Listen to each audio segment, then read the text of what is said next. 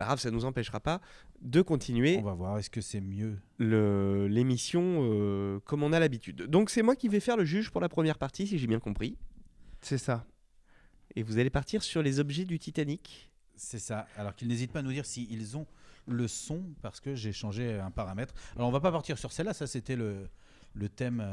Oh, mais parce que Trop moi ça me facile. plaisait bien, c'était bien de facile. l'exemple. Alors tu vas piocher une carte, t'as le mot. Ouais, Hop, ouais, même ouais, une deuxième ouais, juste ouais, après. ouais. Je les ai mélangés. On aura 2 numéros.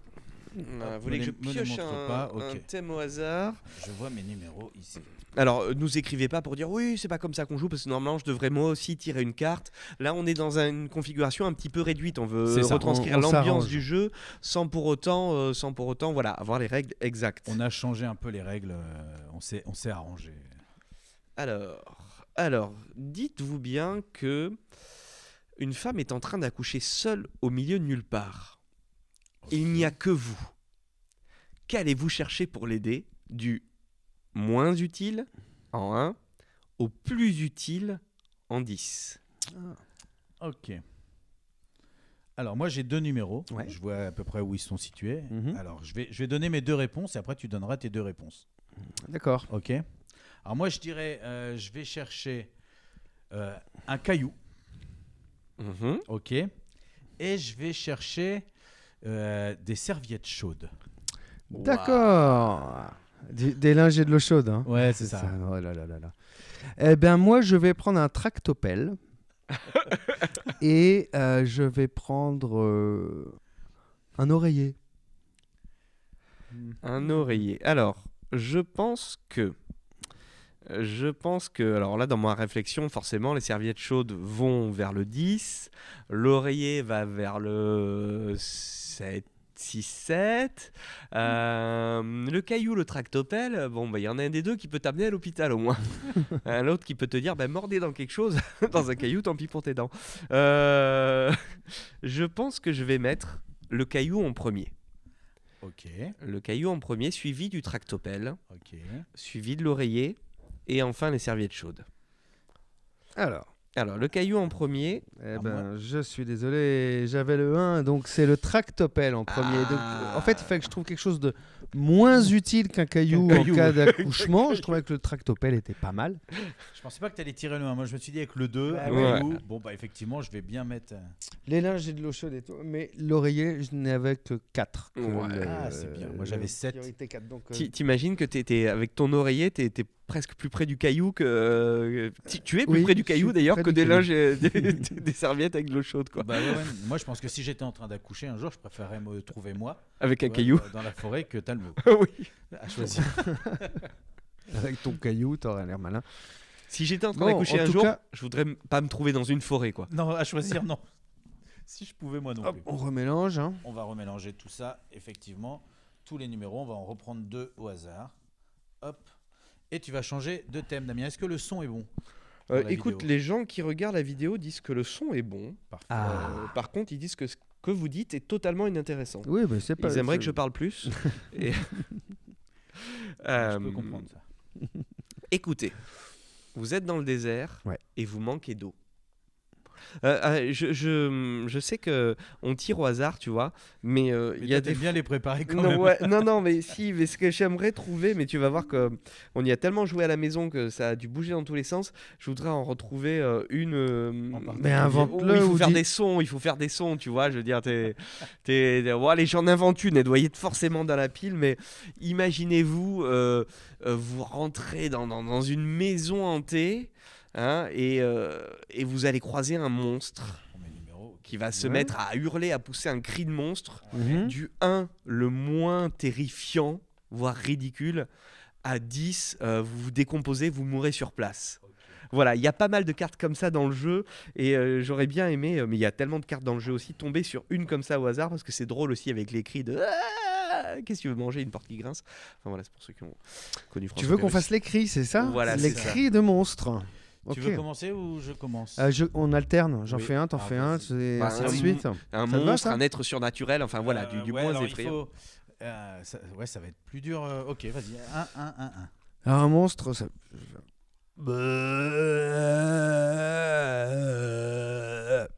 Excusez-moi, j'arrête tousser maintenant. Ah, ça faisait partie de la répé.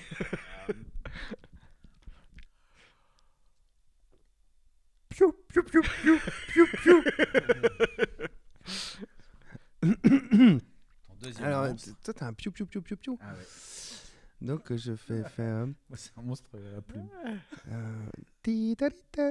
Ah, d'accord, il a encore le 1 et toi t'avais encore le 2. Après, moi, je vais faire. Ok, donc le premier, ça va être bah, la petite ritournelle. J'ai le 2. Ça va enchaîner avec le piou-piou. Ok. J'ai le 3. Ça va Waouh. enchaîner avec le zombie niveau 2. Ouais, j'ai pas été bon, mais j'ai le 8 quand même. Waouh. Et la porte de l'enfer juste derrière. Et j'ai le 9. Oh là là là là là. Bravo. Et oui. Alors normalement, je gagnerais plein de petits jetons avec des jolies licornes dessus. Alors, tu peux faire des onomatopées comme ça Au lieu des petits jetons Ou avec un des petits caca classement, dessus. Il y a des, d'objets. il y a des mimes aussi. Il y a Ouais, des Tu peux mimes. mimer, faire quelle serait ta réaction face à telle situation, tu vois. Toujours du plus petit au plus grand. Donc non, Est-ce c'est vraiment que, très, l'un très de drôle. vous veut tester, veut devenir le juge? Ouais, je veux bien, moi. Et je veux bien 2 cartes au hasard alors. Alors, Je mélange. Je prends. Alors, c'est quoi? C'est incompréhensible ça. Ah oui, tiens, très bien. Vous apprenez que Brad Pitt a un défaut. Lequel? De pas bien grave en vert à très rédhibitoire en rouge. Donc, pas bien grave, c'est C'est le moins, c'est le 1. À très rédhibitoire, c'est le 10. Ok. Le Ouais. défaut de Brad Pitt. Vas-y, t'en dis un. J'en fais un, t'en fais un? Ouais, Hmm. ça. Alors moi, en fait, son défaut, c'est que ses cheveux deviennent gris en fait. Chez certaines personnes, ça rend très très beau. Moi, je vise personne. Maintenant que vous avez la vidéo, vous allez pouvoir juger. Eh ben moi, c'est que il sent très très mauvais de la bouche. Et ben moi, c'est qu'en fait, tous les enfants qu'il a adoptés, il les séquestre pour les violer dans sa cave. Et il force les enfants entre eux à se violer. Ok. Voilà. Ok. Ouais, t'as chopé le 10, toi. Et moi, Toi, t'as c'est chopé le que tu vois, il a un tout petit zizi. D'accord. Ah. Donc, le plus inoffensif. Alors, rappelez-moi juste le résumé. Les cheveux deviennent les gris. cheveux deviennent gris. Et l'orgie dans la cave. Ah ouais, non, mais ça, c'est horrible. Ouais.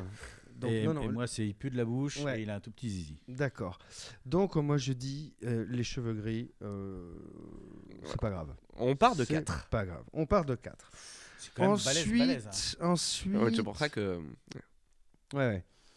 Ensuite, on va faire un truc pas trop viriliste, justement. On va parler du petit zizi, parce qu'on peut très bien vivre avec un petit zizi, c'est pas un souci. Allez, 7. C'est le 7. Ensuite, moi je dirais la mauvaise odeur dans la bouche. Et non, moi j'avais le 10 pour la mauvaise odeur. Non, c'est pas vrai, j'avais le 8. Voilà. Ouais, Et le dernier, c'est forcément. toi, Damien, le 10 avec ses abominations. Ah, je dans suis la cave désolé de d'avoir Brad dit Pitt. ça, mais c'est Affreux. pour- Félicitations. c'est pour marquer les points, bien Ah, sûr. mais bien En tout cas, sûr. vous- Bien sûr, Je effectivement. vois qu'on a à c'est- peu près les mêmes ordres de valeur, en tout cas. C'est ça, exactement. Donc, top 10, hein, on vous l'a dit, c'est un jeu où il va falloir annoncer comme ça des faits, essayer de les graduer, on va mimer, on va onomatoper, on va faire plein de choses. Des fois, on va se dire, ah là là, ce qu'il a dit, lui, ça m'a l'air terrible, mais moi, comme j'ai le 10, il faut que je fasse encore pire ou que j'atténue. Donc, n'hésitez pas, c'est un jeu qui a gagné plein de prix, qui est très, très, très fun. On se marre vraiment à y jouer. On le rappelle, hein, c'est chez Cocktail Games, édité par Asmodée. On va se quitter avec la première pause musicale de l'émission. Oui, ben, Tom 10, alors j'ai cherché plein de raisons, plein de chansons qui parlaient, qui faisaient des classements, des trucs comme ça et tout, et je me suis dit que finalement, on allait s'arrêter à une bonne raison, parce qu'il faut avoir la bonne réponse pour gagner. Donc on va écouter Pristine et Björn Berg qui l'accompagnent sur ce morceau-là, et ça s'appelle One Good Reason.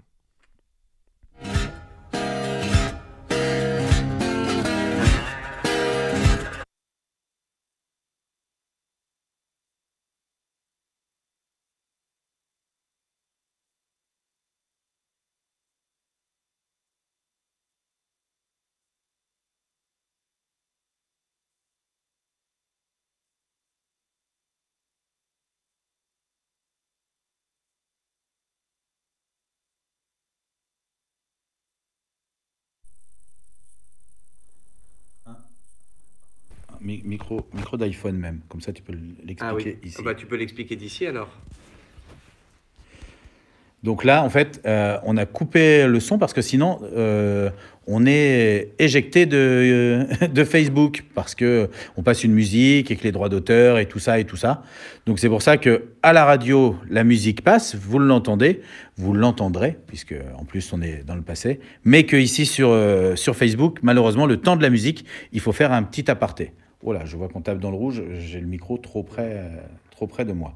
Ça veut pas dire par rapport à ce qu'on boit, on tape dans le rouge. Non. Ça n'a rien à voir. Non, D'accord. c'est le son. Oh là, on voit le litron baisser à vue d'œil. Là, voilà. Mais ça sera réparé ça sera réparé. Il y aura un petit cache-écran pour la prochaine émission avec une petite musique d'attente, comme on faisait d'habitude les autres années. Il n'y a pas de souci. C'est ça, là c'est une première, on reprend. Et oui, je vois qu'il y a des gens qui commentent. Nicolas, tu dis oui, il va y avoir que du bon, Wonderbook, l'insondable, complice.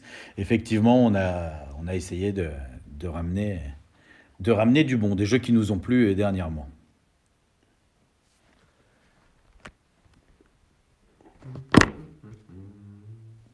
Hop, c'est encore carte. Ah, faut que je vire ce... Tu coupes le micro. Oui.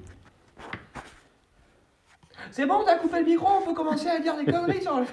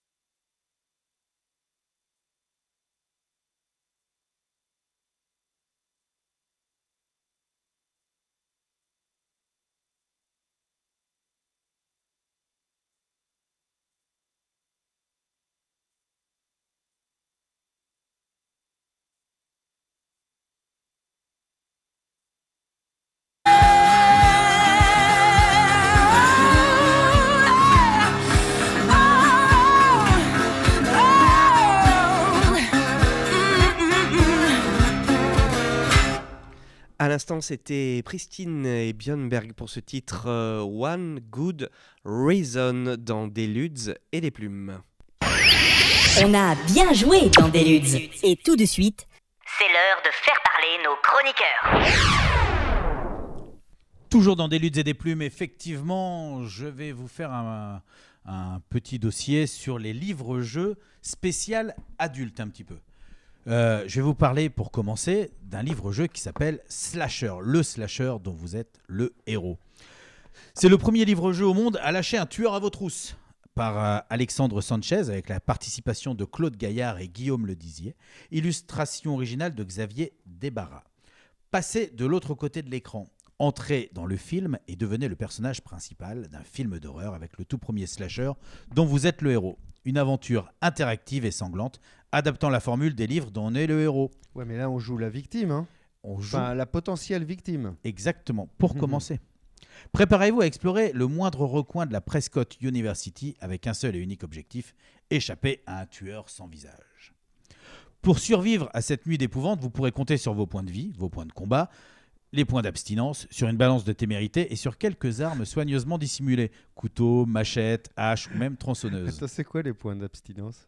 Tu sais, c'est toujours... C'est la règle qui fait que ceux qui partent c'est toujours, dans un coin, ils se font poignarder. Plein de chasteté, tu survis et si t'es un queutard, tu meurs. Ouais, non, mais c'est bien, et c'est si fidèle. Si t'es un super queutard, t'es un tueur. D'accord. Donc, vous allez même trouver des armes, mais ne vous faites pas d'illusions, quels que soient vos choix, quelles que soient vos découvertes pendant cette aventure, la terreur sera au rendez-vous. En fait, on a dit vous devrez échapper à un tueur, mais en fait, il n'y en a pas un, il y en a 4. Effectivement, il y en a un par quartier de l'université. Donc, on a de quoi faire l'histoire 4 fois, puisqu'à chaque fois, on va rencontrer un tueur avec un style différent et une recherche, on va dire, différente. En bonus, une quête secondaire. Si on arrive à rassembler les objets mortels, on peut débloquer un nouveau mode de jeu dans lequel on va incarner le tueur. Et petit bonus très amusant, c'est un petit goodies en fait, c'est qu'il existe 2 couvertures différentes suivant que vous êtes plutôt années 90 ou 2000. Tu vois. Si on est plutôt ambiance Halloween ou Scream, on peut choisir la couverture qui nous correspond le mieux. C'est un livre dont on est le héros qui sort un petit peu de l'ordinaire par rapport à tout ce qu'on connaît, où on est souvent un chevalier, un barbare avec de la magie, une grosse épée, et on doit aller terrasser du gobelin en prenant à droite ou à gauche. Et ben là, on doit échapper à un type qui veut nous terrasser. On est le gobelin en fait, et on va prendre à droite ou à gauche quand même. En courant dans des couloirs d'université, en faisant tomber des casiers. C'est ça. En et si on est sur le, si t'es dans le dortoir, pendant qu'il se rapproche. Et exactement, en essayant de te cacher sous la table. Est-ce qu'il va te voir, est-ce qu'il va pas te voir? Et donc c'est vraiment très très plaisant, c'est trash comme on aime. Ouais. Ça reste trash, ça reste un livre, hein, ça reste ça peut être lu par des ados, encore une fois. D'accord. Quand je dis livre-jeu spécial adulte, le Necronomicon aussi est resté un livre. Exactement, c'était lu par des ados. T'as vu ce que ça a donné? Mais le Necronomicon est en peau humaine, t'as qu'une couverture. Hein. Ah oui. Pareil, t'as une peau des années 80, une peau des années... Ensuite, après Slashers, il y a l'éditeur Macaca. Macaca, il fait pour enfants, pour adultes, pour petits-enfants. Éditeur de BD... Oui, c'est très drôle parce qu'on les a tous de dos face à nous. C'est ça. Éditeur de BD et de livres-jeux dont on est le héros. On en a déjà parlé dans l'émission parce qu'ils sont très prolifiques. Hein. On en a parlé largement dernièrement pour leur collection pour les tout petits héros. Hein, je vous invite à écouter la review que Damien avait fait là-dessus. On a présenté aussi leur collection un petit peu plus ado-enfant avec des thèmes enquête. On avait des Sherlock Holmes, des pirates, des magiciens, des chevaliers. Ce que l'on connaît moins, c'est pour les plus grands. Ils ont créé des livres-jeux qui vont reprendre un principe de gestion. On a par exemple Yurton ou Theme Park où on va gérer une ville du Far West, où on va gérer un parc d'attractions. Et si vraiment on veut aborder des thèmes un peu plus matures, c'est possible aussi avec des titres qui parlent d'eux-mêmes, comme par exemple Zombie. Zombie, il est là-bas. Zombie, tu vois, les zombies débarquent. Personne n'a anticipé leur arrivée et pour cause, ce sont vos voisins, vos amis, votre famille. Dans cette aventure apocalyptique, vous incarnez la courageuse Judy, dont la mission est d'aider la population à échapper aux ghouls sans se faire mordre elle-même. À moins que vous ne choisissiez d'incarner Ben, un malheureux zombie contraint de dévorer des vivants sans se faire tuer. Dans celui-là aussi, on peut faire l'un ou l'autre suivant le côté du miroir. C'est le nom du héros dans Night of the Living Dead, dans La Nuit des Morts Vivants. Ouais. C'est Ben. Bah oui, je pense que c'est un hommage. C'est ce que j'allais dire. J'allais dire clin d'œil, c'est ça, exactement. On a aussi des BD dont on est le héros, comme Loup-garou, votre maître, le mage Théodocrède, vous charge de lui apporter de la baffe de limace à 3 cornes. Vous armant de courage, vous partez dans la nuit, mais à peine êtes-vous entré dans la forêt qu'une créature surgit et vous griffe. Devenu loup-garou, survivrez-vous à votre première transformation, aux chasseurs et aux dangers imprévus? Choisissez votre spécialité, voleur, sorcier, barbare. Optez pour les bons chemins, trouvez une arme efficace. Bref, tous les choix vous incombent, car le héros, c'est vous. Je le vois pas, celui-là. On l'a pas? Hop, je ne sais pas si je l'ai ramené. Non, je les ai peut-être pas. Je les ai peut-être pas tout ramenés. Là, on est dans du classique, on est dans du zombie, dans du loup-garou. Mais on a aussi des thèmes un petit peu moins courants. On a par exemple Hold Up. Hold Up, tu vois, Elliot est sorti de prison et travaille à la station-service qui appartenait à son père adoptif. Et en tant que bandit, c'est ce lieu que vous décidez de braquer. Et autant vous dire que vous tombez mal. Par chance, Elliot vous a à la bonne et accepte de vous apprendre les rudiments du métier. Mais avant, vous allez devoir faire vos preuves. Choisissez les lieux à braquer, sélectionnez votre équipement, affinez vos compétences pour devenir le plus grand gangster des États-Unis. Mais c'est GTA en livre dont vous êtes exactement, le héros. C'est ça. Exactement ça. C'est ça. Super. Avec un petit peu d'énigmes, un petit peu de choses comme ça pour essayer d'avancer. C'est pas si facile que ça, quoi. Il faut faire vraiment ses preuves. Ou enfin, si vous sortez l'automobiliste de sa voiture pour lui piquer, allez en 22. C'est ça. Si vous avez piqué les clés, vous pouvez vous enfuir. Coloriez-vous une étoile de recherche sur votre fiche personnage? Ouais, et à 10, les flics arrivent. Ou enfin, un livre comme Captive. Captive, ça c'est celui-là. C'est voilà. Pourquoi s'en prendre à un flic? Et surtout un flic de base. C'est l'une des trop nombreuses questions qui vous obsèdent depuis que vous avez reçu cette demande de rançon. Depuis que votre fille a été enlevée. En marchant vers la porte d'entrée de ce manoir perdu au fond des bois, la main cramponnée à votre arme de service, la rage au ventre et l'esprit saturé par la peur, vous pressentez que les choses vont mal tourner. Et votre intuition ne vous trahira pas, même si vous étiez bien loin d'imaginer ce qu'allait vous réserver la plus effroyable soirée de toute votre existence. Alors voilà, ça c'est des titres qui vont permettre de vivre des expériences différentes de ce qu'on connaît déjà. Attention, on reste dans la BD. Donc comme je le disais, c'est jamais vraiment trash, c'est jamais dégoûtant ou malaisant, c'est jamais dégoulinant de sang. Ouais. Ça reste dispo pour les ados. Et moi, sur ton pitch, là, c'est entre Sin City et Commando avec Schwarzenegger, là. Ouais, c'est ça. Et Hein ça ressemble un peu. Ça surfe un peu avec la Resident Evil dans l'ambiance. Ça veut dire, il n'y a pas forcément les zombies, mais le Silent côté Hill. maison. Ouais, tu rentres dedans, tu sais pas où t'es, t'avances, t'as des pièces, tu trouves des trucs. Il y a du bruit. Qu'est-ce qui se passe? Ouais. Donc non, c'est plutôt pas mal. Encore une fois, c'est des expériences intéressantes qui sortent un petit peu de l'ordinaire, qui permettent de découvrir de nouvelles histoires. Et alors, on va pas Je se vais faire l'ouvrir. peur, mais on va se faire plaisir. Tiens, on Et, peut et l'ouvrir. ce qu'il y a de bien par rapport, je dirais, bon, ça date pas d'hier, mais l'époque où les livres dont on est le héros ont été inventés, tout ça, c'est que aujourd'hui, on a l'expérience, c'est un petit peu passé de mode, et puis ça revient sur le devant de la scène, et donc on repart pas de zéro.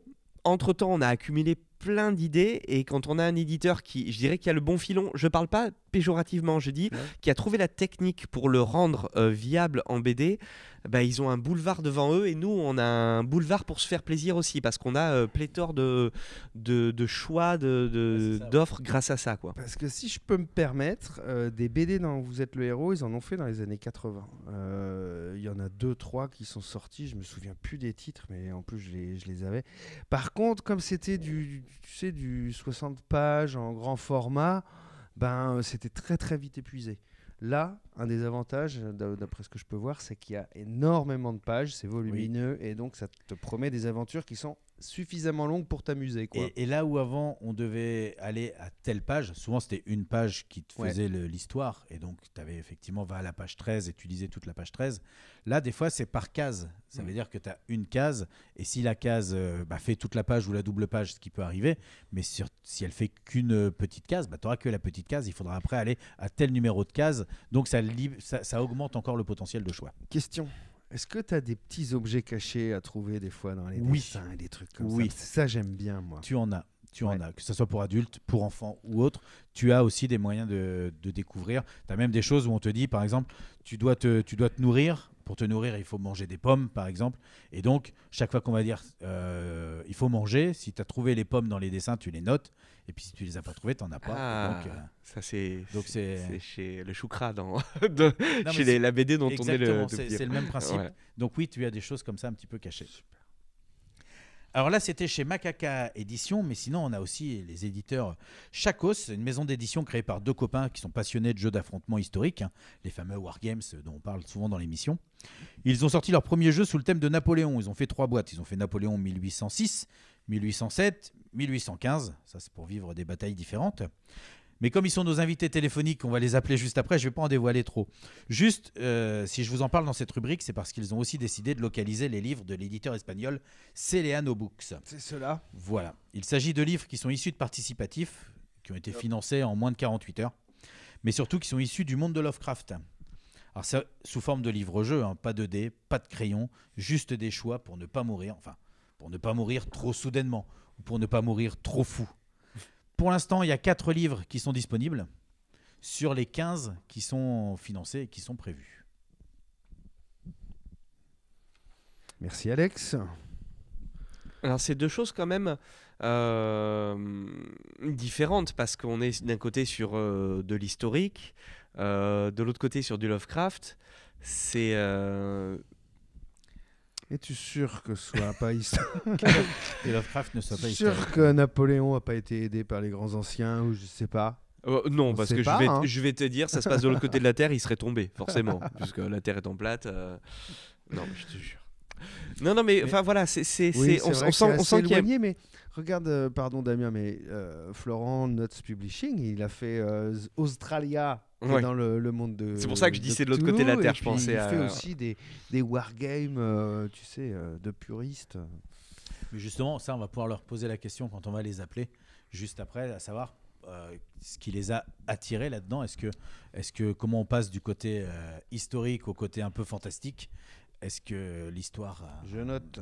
En plus, Chacos, je crois que c'est un élément de l'uniforme des grenadiers. Là. Tu sais, ils avaient des vestes qui mettaient juste sur l'épaule, comme ça, qui étaient accrochées par un petit lien, les soldats napoléoniens. C'est, je crois, ça qu'on appelle un Chacos. Ah. On pourrait lui demander. C'est pas. Waouh, t'as vu comment t'as mis ta veste? Ah, ça fait trop chacos, quoi. Je suis plus du côté de Talmot quand même. Je vais mettre un 10 à Talmot et un 1 à Damien. Je ne te crois pas. Alors, on a fait un jeu tout à l'heure en direct grâce à notre partenaire ludique, mais on a aussi un partenaire BD dans l'émission cette année, c'est l'espace culturel de Pleuhermel, grâce à qui on va vous présenter des BD comme celles qui sont ici. Alors moi, je veux bien récupérer les livres dont vous êtes le héros. Je vais jouer à tout ça pendant la rubrique BD. Non, c'est pas grave, je vais mettre les références pour les auditeurs sur Internet directement. Hop, je te donne ça. Alors, on va commencer avec celui que tu aimes dans les ténèbres. C'est un scénario de Young Scotty. Alors lui, il a été très prolifique chez Marvel. Des dessins de Corona Jorg. Alors, pareil. Corona ouais. Jorg Corona, c'est son nom de famille. Qui a été très prolifique chez Marvel aussi. C'est édité chez Urban Comics. Alors là, la BD, ça va s'intéresser à une jeune artiste peintre en quête d'inspiration. L'as de la ville, Rowana, qu'on va appeler Ro, part chercher l'isolement et la quiétude d'une bicoque abandonnée en périphérie d'une petite ville de campagne. Celle-ci a toutefois la réputation d'être hantée, et l'héroïne compte bien sur cette ambiance macabre pour trouver l'étincelle qui manque à ses dernières toiles. Il s'avère que les rumeurs étaient fondées. Ro va faire la rencontre de l'esprit qui occupe les murs grinçants de la sombre résidence. Mais ce dernier ne se présente pas comme une figure malfaisante au premier abord. Étrangement chaleureux, le spectre s'invite dans le quotidien de l'héroïne, séduite par sa naïveté et son hospitalité maladroite. Alors on a ici un joli conte, à l'image un petit peu, au départ d'un Édouard aux mains d'argent. Ou Ghost. Ouais, ou Ghost. Mais sous un couvert un peu horrifique, un peu à la Beetlejuice, avec une pointe d'amour. J'avais amour spectral, j'avais mis un peu à la Casper, mais un peu à la Ghost, effectivement. Alors, c'est vrai qu'il y a un peu de tout ça dedans. C'est très plaisant, mais ça fait pas franchement peur. Après, c'est pas vraiment peut-être pas fait pour ça. Non, effectivement, c'est pas fait pour ça. Dedans, on va revisiter le mythe de la maison hantée, on va avoir les twists nécessaires, on a aussi le discours de l'art et de la peur de la page blanche, enfin de la toile blanche. J'ai passé un très très bon moment malgré tout. Hein. On est dans un univers qui nous conforte, sans réelle surprise. Une belle histoire qui a le mérite de pouvoir être partagée aussi avec ses enfants, qui seront sans doute, eux, plus sensibles au côté un petit peu horrifique qui a voulu être donné. Mais on est un petit peu dans des chaussons, c'est-à-dire on va se laisser guider, on a ce qu'il faut pour nous réveiller, on a les twists, j'avais dit, nécessaires, mais on n'a pas la grosse surprise finale. Question, est-ce qu'il y a un côté un petit peu Twilight, de romance horrifique, enfin, est-ce que c'est horrifique? Non. Twilight, je suis pas sûr, mais... Alors j'aurais pas dit Twilight, non. Il y a un côté... Il y a tout un côté qui est bien pensé, un peu comme dans les vieux films, un peu à la Poltergeist, tu sais. Ouais. C'est-à-dire qu'elle est là, il se passe des petites choses, elle ne sait pas, on lui a dit que c'était hanté, elle commence à parler toute seule, elle parle à cette entité qui peut être là. Et tu vois, t'imagines le côté à un moment donné où tu dis bon, s'il n'y a personne, je m'en vais en fait, c'est ça, je dois partir. Puis il y a une voix qui fait non, reste. Et ça commence comme ça, et là... Et puis petit à petit, on apprend à découvrir ce qui se passe, qui est là C'est pas ténébreux romantique. Non, c'est pas ténébreux romantique. À ce point-là. Mais c'est bien foutu. Ça a le mérite de tenir en un seul tome. On a une fin qui se tient, qui est très bien et qui se suffit à elle-même. Donc une très très bonne surprise. Je m'attendais à quelque chose qui allait me faire peur. C'était pas le cas, mais ça m'a fortement plu quand même. Merci Alexis. Celui que tu aimes dans les ténèbres. C'est ça. Et la suivante? Et la suivante, elle s'appelle Toutes les morts de Layla Starr. Toutes les morts de Layla Starr. Là, on est sur un scénario de Ram V, lui aussi a beaucoup officié chez les Marvel. Un dessin de Felipe Andrade. Je vais dire Marvel pour aller plus simplement. C'est édité chez Urban Comics. Et là, c'est pas la même. Là, on est sur un gros coup de cœur quand même. Mumbai, de nos jours, Madame Shah, en plein travail, est coincée dans un embouteillage. Elle hurle sur son mari au téléphone.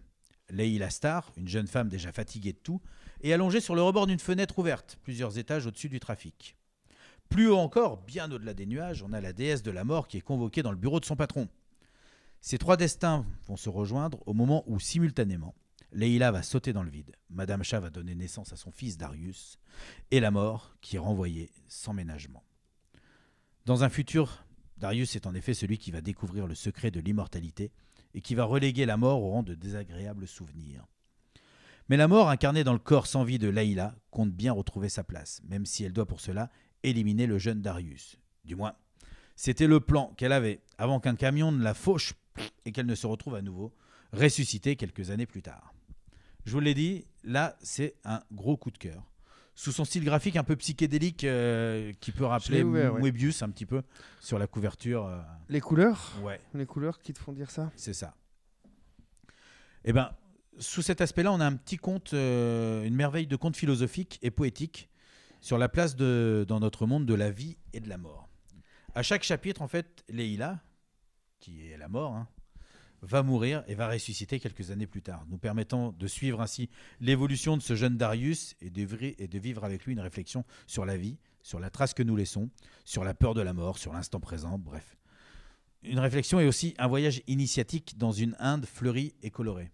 J'ai beaucoup aimé ce côté, en fait, un petit peu, où la mort est là, elle a ses doutes, ses envies, elle sait ce qu'elle doit faire, ses hésitations, et puis à chaque fois il se passe un truc, paf, elle meurt, et puis on voit 9 ans plus tard, 25 ans plus tard. Et elle ressuscite parce qu'il y a le dieu de la vie qui est là, qui lui dit « Moi, je te fais revenir, mais j'ai pas le droit, mais pour plein de raisons. » Et puis voilà, et elle a son parcours initiatique, elle, qui va se faire au fur et à mesure du temps, avec ce jeune Darius qui est censé l'amener à la disparition complète. Et voilà, ils vont se croiser plusieurs fois. Elle va le croiser enfant, ado, adulte. Est-ce que je me trompe ou il convoque un peu la mythologie tout en les croisant C'est ça. Ouais, c'est ça. Hein. Ouais. Non, c'est exactement ça. C'est une grosse réflexion. C'est plus philosophique que ça en a l'air. C'était une vraie surprise. Voilà. Que tu as beaucoup aimé. Moi, j'ai beaucoup aimé, ouais. Un tome ? Un tome. Pas d'autres après ? Non. C'est un one-shot. Ça se tient un one-shot. Un début, une fin aussi. On sait ce qui se passe. On sait ce qui va advenir de la mort, de Darius, de tout ça. Tout se tient, tout s'imbrique. Ça fait partie de ces livres où à la fin, quand tu le finis, tu le ranges et tu sais que tu vas le relire dans pas longtemps. Il y en a où tu dis je vais laisser le temps d'oublier. Il y en a tu dis bon, celui-là il m'a plu mais on verra plus tard. Celui-là non, tu le ranges et tu dis tiens, je sais que dans pas longtemps je vais le ressortir et je vais y retourner. Toutes les morts de Leila Star chez Urban Comics. C'est sympa, puis comme quoi ça mène un tout, les duos d'humoristes, là, Eric et Ramvi. C'est vrai, là il n'y a que Ramvi. Après il y a Philippe Andrade. Ouais. Qui est le pseudo d'Éric Judor. C'est ça, mais on le connaît moins, c'est son pseudo de scénariste BD, de dessinateur. Il a fait une BD, il a sorti Guacamole Vaudou vous avez pas vu ? Oui, avec Fab Caro. Avec Fab Caro. Un roman photo. Un roman photo, c'est pas une BD. Ah oui, tu as raison, exact. c'est un roman photo. Il peut donner libre cours à tout son jeu d'acteur et ses expressions les plus spontanées. Quelque part, plus que dans une adaptation ciné. Pardon, excusez-moi. Oui, vous disiez ? Donc voilà, si vous avez envie de vous faire plaisir, n'hésitez pas, jetez-vous sur ces lectures. Celui que tu aimes dans les ténèbres ou Toutes les morts de Leila Star. Si vous avez envie de jouer en lisant, vous l'avez vu, il y a des livres dont on est le héros, qui sont un peu plus orientés adultes. On a des BD dont on est le héros. Là, nous, on va faire la deuxième pause musicale de l'émission. Et la deuxième pause musicale de l'émission, écoute... Elle s'adresse à nos futurs invités téléphoniques, enfin futurs puisqu'on va les appeler juste après. On va parler de choses comme Beyond the Wall. Alors tout de suite, The Wall, ça m'a fait penser à Pink Floyd. Vous savez pourquoi, petite anecdote, pourquoi est venue cette chanson, The Wall, l'écriture de cette chanson ? Non. Eh bien parce que j'avais lu cette anecdote, elle vaut ce qu'elle vaut, en tout cas je l'ai entendue à la radio et je pense qu'elle est vraie, puisque ce qu'on entend à la radio c'est vrai. Bon, je l'ai entendu dans mon émission, mais sur scène, un jour, il se serait fait cracher dessus. et il aurait eu envie à la fois de tuer cette personne et à la fois de se dire non mais ça se fait pas, et donc de littéralement vouloir se construire un mur en fait entre le public et voilà, c'était au Canada si je dis pas de bêtises. Pourtant les Canadiens, pour qu'ils te crachent dessus, faut y aller hein. Et voilà, donc c'est parti de là, de cette espèce de folie de construire un mur pour se protéger, s'éloigner, se couper du public quoi, tu vois le quatrième mur au théâtre, eh ben le faire vraiment dans en concert. C'est un fil rouge magnifique, parce que je crois qu'on en parlera dans le quiz sur les zombies. Des murs et eh ben en fait cette chanson elle n'est pas pour l'invité téléphonique, elle est pour ton quiz. C'est bien, on trouve des cartes de top 10 de partout dans cette pièce. Je pense que je vais jamais récupérer un jeu complet. On va jouer à top 2. Bref, on écoute donc Pink Floyd avec Another Brick in the Wall, très classique hein, partie 2 forcément la plus connue quoi. We don't need no education.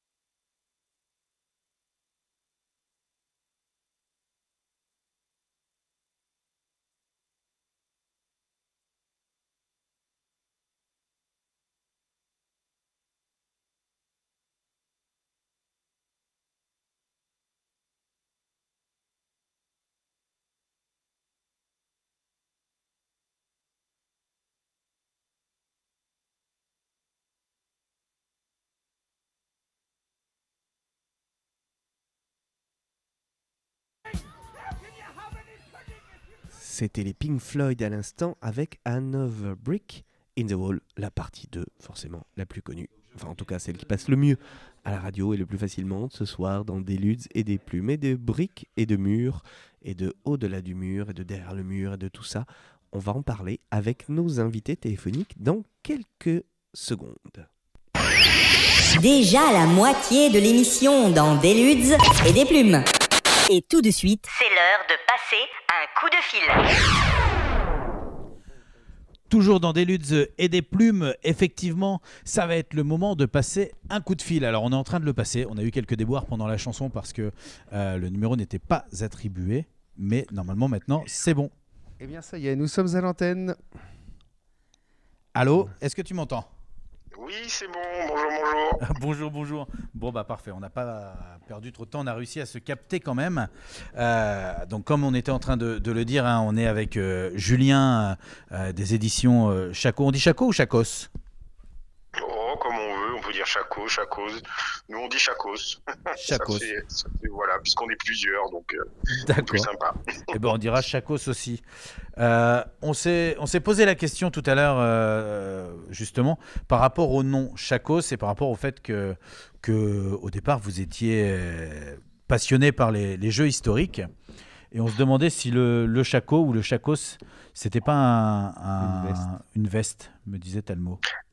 Alors, en fait, le Chaco, c'est le couvre-chef des hussards durant les guerres napoléoniennes. Et d'ailleurs, c'est toujours porté encore par certaines unités de cavalerie un peu à l'ancienne.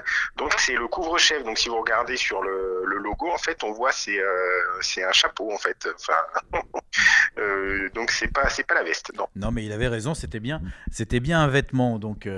Oui. Et c'était le côté historique qui l'avait mis sur la piste. Parce que bah, effectivement, Chacos Édition, c'est quelque chose que vous avez créé à deux, c'est bien ça ? C'est ça, on a créé ça à deux en 2018 et on a publié assez rapidement un premier jeu qui était Napoléon 1806, donc un jeu d'histoire, oui. Puisque à la base on est deux passionnés d'histoire qui avons créé cette société d'édition à la base pour faire avant tout du jeu d'histoire. D'accord, c'était l'envie première parce que vous avez eu envie d'en créer un. Pourquoi en fait ? Vous ne trouviez pas ce que vous cherchiez dans les autres jeux ou parce que les thèmes abordés ne correspondaient pas à ce que vous aviez envie de faire ? Alors, à la base, en fait, on était des joueurs de ce qu'on appelle les wargames, donc les gros jeux qu'il faut du temps avec énormément de règles et autres, qui sont en fait des jeux d'affrontement. Et on s'est rendu compte que dans le paysage ludique, il y avait assez peu de jeux qui soient accessibles au plus grand nombre de style de jeux d'affrontement et de jeux d'histoire. Et donc, on a décidé, ça nous trottait déjà dans la tête depuis un petit moment. Mon associé avait déjà publié des jeux dans le magazine Va et Victif, si vous connaissez peut-être. Mmh. Donc, à un moment, on s'est dit pourquoi pas, et puis on s'est lancé, quoi. Vos jeux s'apparentent au wargame aussi, Napoléon 1806 ? Alors oui, on peut. C'est ça. En fait, ce sont des wargames. Alors nous, on utilise plutôt le terme de jeu d'histoire parce que c'est des jeux d'affrontement, mais on peut mettre énormément de choses dans le wargame. On peut mettre les jeux de Game Workshop, par exemple, de figurines. C'est du jeu d'affrontement. C'est un style de wargame ou autre. Mmh. Nous, on parle plutôt de jeu d'histoire parce qu'on va vraiment se focaliser sur des événements historiques et c'est des simulations historiques d'affrontements ou de guerre ou même d'autres choses. Parce qu'il y a des jeux à thématique historique qui sont pas basés sur des affrontements d'armées.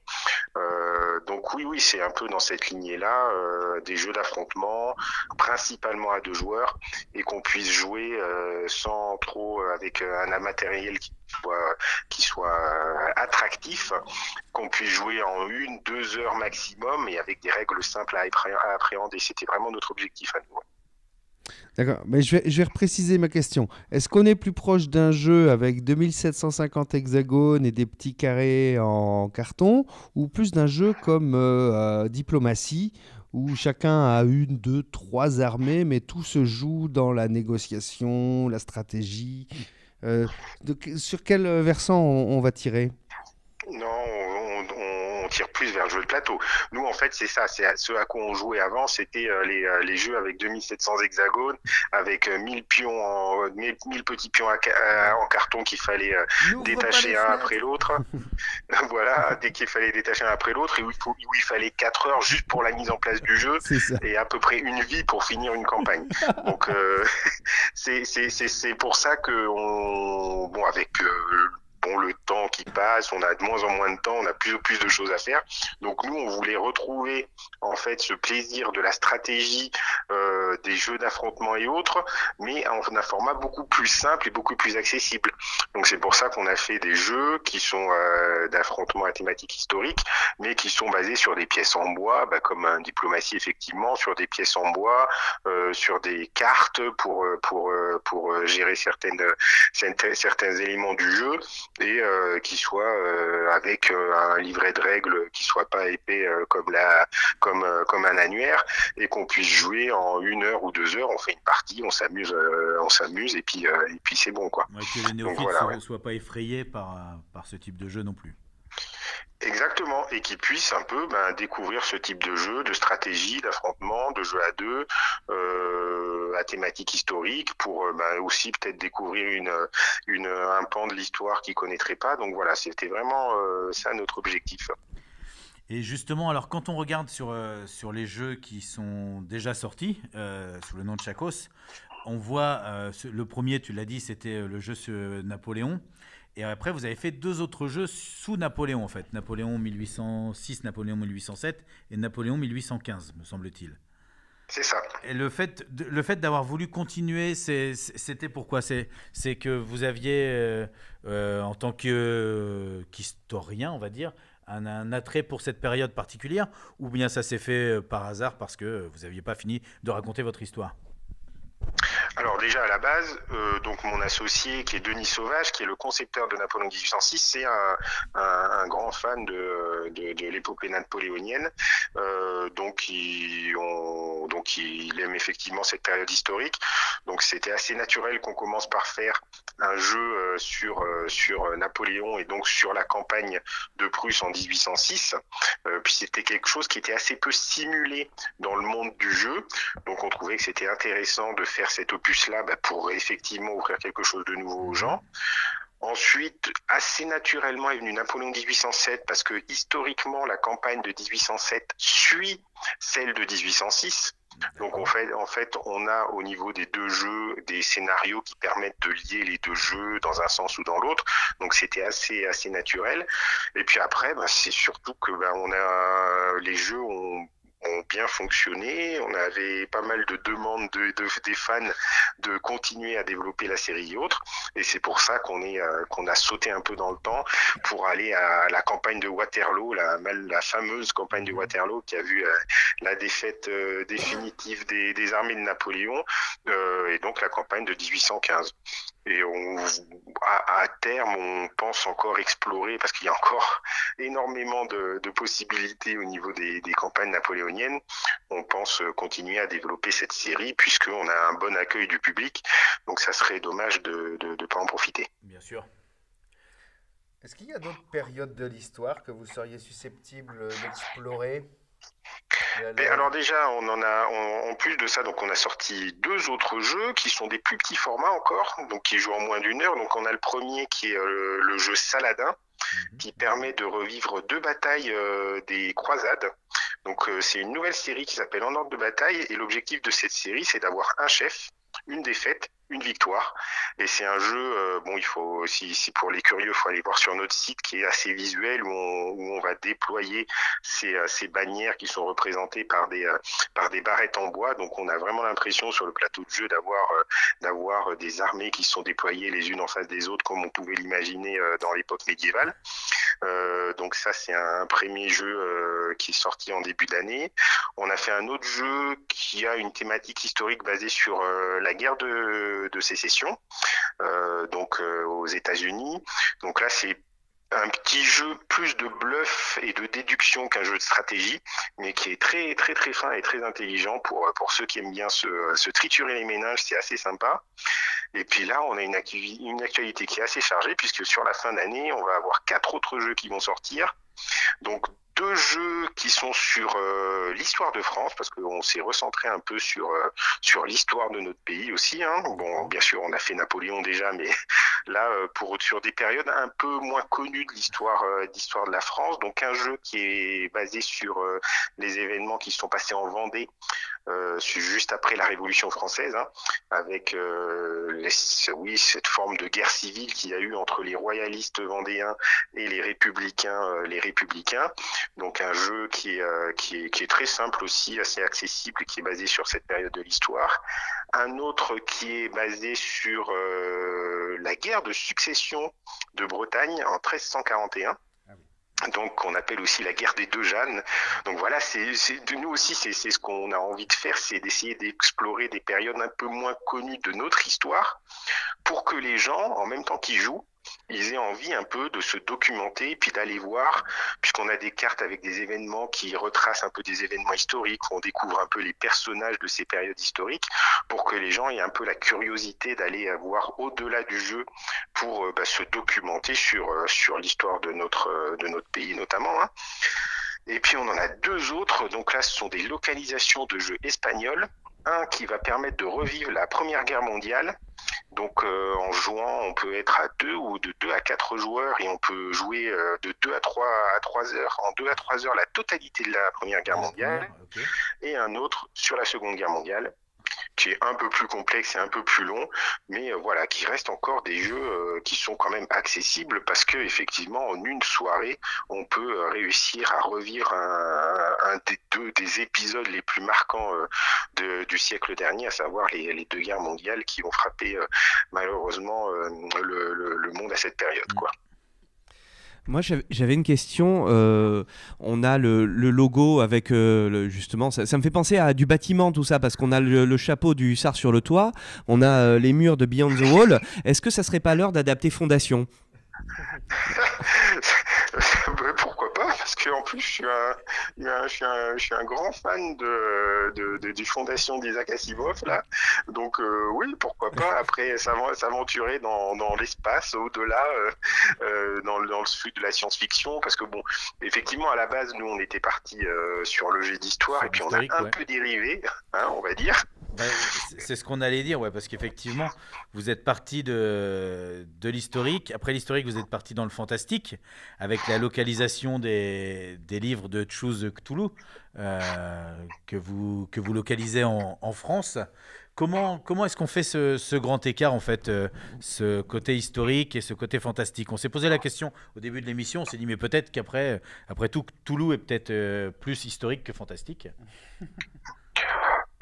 Ça à se demander, hein, avec tout ce que maintenant il fait, je dirais presque qu'il fait partie de notre histoire. C'est maintenant, Cthulhu, hein, tellement il a été adapté, repris, trituré dans tous les sens, augmenté, puisque le mythe aujourd'hui qui était de Lovecraft, il a été complété, amendé par de nombreuses personnes. Donc je pense qu'il a dépassé même son créateur. Je pense que Lovecraft n'imagine même pas tout ce qu'on ferait de ses créations. Non, mais sinon, comment ça s'est fait, en fait, c'est que, bon, à la base, je pense qu'on est un peu tous pareils, hein, quand on est vraiment des joueurs, on joue à beaucoup de choses. Moi, j'ai découvert le jeu de rôle un peu en même temps que le wargame et le jeu d'histoire dans les pages de Cassius Belli à la grande époque, dans les années 80, où on avait du jeu de rôle d'un côté, à la fin du wargame ou du jeu d'histoire, et donc on a tous, je pense, eu plusieurs amours ludiques. Moi, c'était vraiment effectivement le jeu d'histoire. Et vraiment, moi, je suis un très, très, très grand fan de jeux de rôle. J'ai lu énormément tout ce qui était livre dont vous êtes le héros quand j'étais gamin. Et là, on est vraiment parti aussi sur un leitmotiv avec mon associé. C'était l'idée, quand on a décidé de créer Chaco, c'est de se faire plaisir. D'accord. Donc de se faire plaisir, c'est de faire des choses qu'on avait envie de faire. Donc faire des jeux d'histoire, c'était quelque chose qu'on voulait faire, et c'est un plaisir de faire du jeu d'histoire. Et puis à un moment, les livres-jeux, c'est une opportunité aussi qui s'est présentée. Des fois, il y a des choses qui arrivent comme ça, et c'était quelque chose qui nous intéressait aussi, parce que ça faisait partie un peu de notre culture, on va dire de fans, et puis de geeks un peu. Et puis le jeu de rôle là, c'est qui arrive là, donc dont on a parlé très très vite, donc Beyond the Wall. là c'est plutôt moi parce que c'est moi le grand fan de jeux de rôle dans l'équipe, et là c'est vraiment moi qui me fait vraiment un grand plaisir en publiant ce jeu en français, quoi. Donc c'est vraiment oui, c'est vraiment une approche et une démarche qui est liée à l'aspect vraiment plaisir, de se faire plaisir, de faire des choses qu'on a envie de faire. Donc on se limite pas forcément effectivement à un style ou un genre, mais typiquement, je nous vois mal faire des jeux type pose d'ouvrier ou coopératif, parce que c'est pas forcément ce type de jeu qui nous attire, ou soit l'un soit l'autre. Voilà, on a des préférences en termes ludiques. Et on y va, on va dans là où on a envie d'aller, quoi, en fait. Et bah ça, c'est plutôt une bonne chose. C'est ça qui permet souvent d'avancer avec et en prenant du plaisir. Alors, on va parler de Beyond the Wall juste après, parce que y a des choses à en dire, parce que vous êtes en financement participatif dessus, du moins quand l'émission sera diffusée. Mais avant, on va finir avec Choose Cthulhu, parce que là, il y a déjà 4 volumes de disponibles. Il y en a 3 autres qui vont arriver là très très rapidement. Donc, vous serez à 7. Et est-ce que, comme chez les Espagnols, vous avez bien prévu de sortir les 15 ? Alors, donc pour recentrer, reparler un peu de Choose Cthulhu, et puis pour vraiment expliquer peut-être aux gens ce que c'est. Donc l'approche de Choose Cthulhu, qui a été fait par un éditeur effectivement espagnol, qui a connu une publication en français un peu chaotique, mais bon, puisqu'il y avait eu déjà une première tentative de publication qui était tombée à l'eau, et puis nous on est tombé un peu dessus vraiment par hasard, et quand on les a contactés, c'est moi qui les ai contactés d'ailleurs en début d'année dernière, ils ont été tout de suite très enthousiastes et ça s'est fait très très vite. Donc leur idée, c'est vraiment de prendre le matériel originel, c'est-à-dire les nouvelles de Lovecraft, et de les adapter en livre-jeu. Donc on n'est pas sur une inspiration ou sur une invention de quelque chose lié aux écrits de Lovecraft. Non, là ils ont vraiment pris par exemple l'appel de Cthulhu, qui est peut-être la plus connue des nouvelles de Lovecraft, et ils ont repris la trame de la nouvelle pour l'adapter vraiment en livre-jeu. L'avantage du livre-jeu, c'est que même si on retrouve, pour quelqu'un qui aurait lu l'appel de Cthulhu par exemple, il va retrouver des similitudes et puis il va y avoir des choses qui vont lui parler, donc ça va être aussi ça un peu intéressant. Mais l'avantage du livre-jeu, c'est qu'on peut développer des pistes annexes et avoir des fins alternatives qui rajoutent un petit peu de suspense et puis de surprise, même quand on a déjà lu. Et sinon, ça permet aussi peut-être à des gens qui ont pas encore réussi à franchir le pas de lire les nouvelles de Lovecraft, ou qui veulent découvrir les nouvelles de Lovecraft, de les découvrir d'une autre manière, de façon ludique, en format livre-jeu. Donc vraiment, moi, ce qui m'avait vraiment trouvé vraiment intéressant, c'est qu'ils prenaient vraiment le matériel originel créé par Lovecraft, donc les nouvelles de Lovecraft, adaptées en livre-jeu, et je trouvais cette approche assez sympa et le résultat plutôt intéressant aussi. Et il faut dire aussi que ce sont des livres où on va faire que des choix, on va faire des choix, c'est-à-dire qu'il va pas y avoir de système de jeu, de caractéristiques, de lancer de dés ou autre. Non, c'est très très simple. On va faire des choix, donc c'est quelque chose qu'on peut lire, utiliser un peu n'importe où. On n'a pas besoin d'avoir des dés avec soi, ou du crayon, ou du matériel ou autre. Voilà. Et donc, il y a aussi, au niveau de la publication, en fait, ils ont fait ça en 2 parties, on va dire. Ils ont sorti une première série de 7, une seconde série de 7, donc ça fait 14 pour la série Choose Cthulhu. Et là, ils sont en train de se lancer dans quelque chose qui est plus près du livre dont vous êtes le héros, donc avec une fiche de personnage, avec des lancers de dés, avec des adversaires à affronter. C'est le Advanced Choose Cthulhu. Et ils ont sorti effectivement le premier tome, je crois que c'était en début d'année qu'il est sorti, mais ce sont des choses plus lourdes, puisqu'on va avoir des fiches de personnages, un système de jeu, une petite chose qui sont plus proches des livres dont vous êtes le héros de notre enfance, je pense, par rapport à l'approche Cthulhu. Donc aujourd'hui, on a publié effectivement les 4 premiers tomes, donc l'appel de Cthulhu, les montagnes hallucinées, le cauchemar d'Innsmouth et la cité sans nom. Bon, typiquement des titres qui parlent à la plupart des gens qui connaissent le mythe, même ceux qui le connaissent Même pas ceux trop, qui connaissent pas, oui, ça parle. ouais, ils nous en ont entendu parler, ça parle tout de suite. Le 5, c'est l'abomination de Dunwich. Le 6, la maison de la sorcière. Et alors le 7, c'est l'asile d'Arkham. Et là, par contre, c'est une création. Et c'est assez sympa parce qu'en fait, ceux qui ont déjà lu des choses Toulouse, ou ceux qui vont lire des choses Toulouse, on a la page 77, le paragraphe 77, où on se retrouve malheureusement de temps en temps et qui est le moment où on se retrouve à l'asile d'Arkham. Puisqu'on perd complètement la tête, donc voilà, on se retrouve à l'asile d'Arkham et en continuité, en fait, le 7 va explorer et va nous donner la possibilité de voir qu'est-ce qui se passe justement quand on se retrouve dans cet asile et nous mener dans des aventures assez rocambolesques pour essayer peut-être de sortir de cet asile et de s'en échapper. Et une des spécificités aussi de ce livre, c'est il a 2 fois plus de pages, même il en a même plus de 2 fois plus parce qu'on a 256 pages, donc il est beaucoup plus épais, donc avec beaucoup plus d'options et autres. Donc c'est un bon moyen de clore la première série de livres, quoi, je trouve. Eh ben, très très bien, donc on va surveiller les Choose Cthulhu. Voilà. Et au niveau juste de la sortie, donc les 3 et 4 sont sortis il n'y a pas très longtemps. Ouais.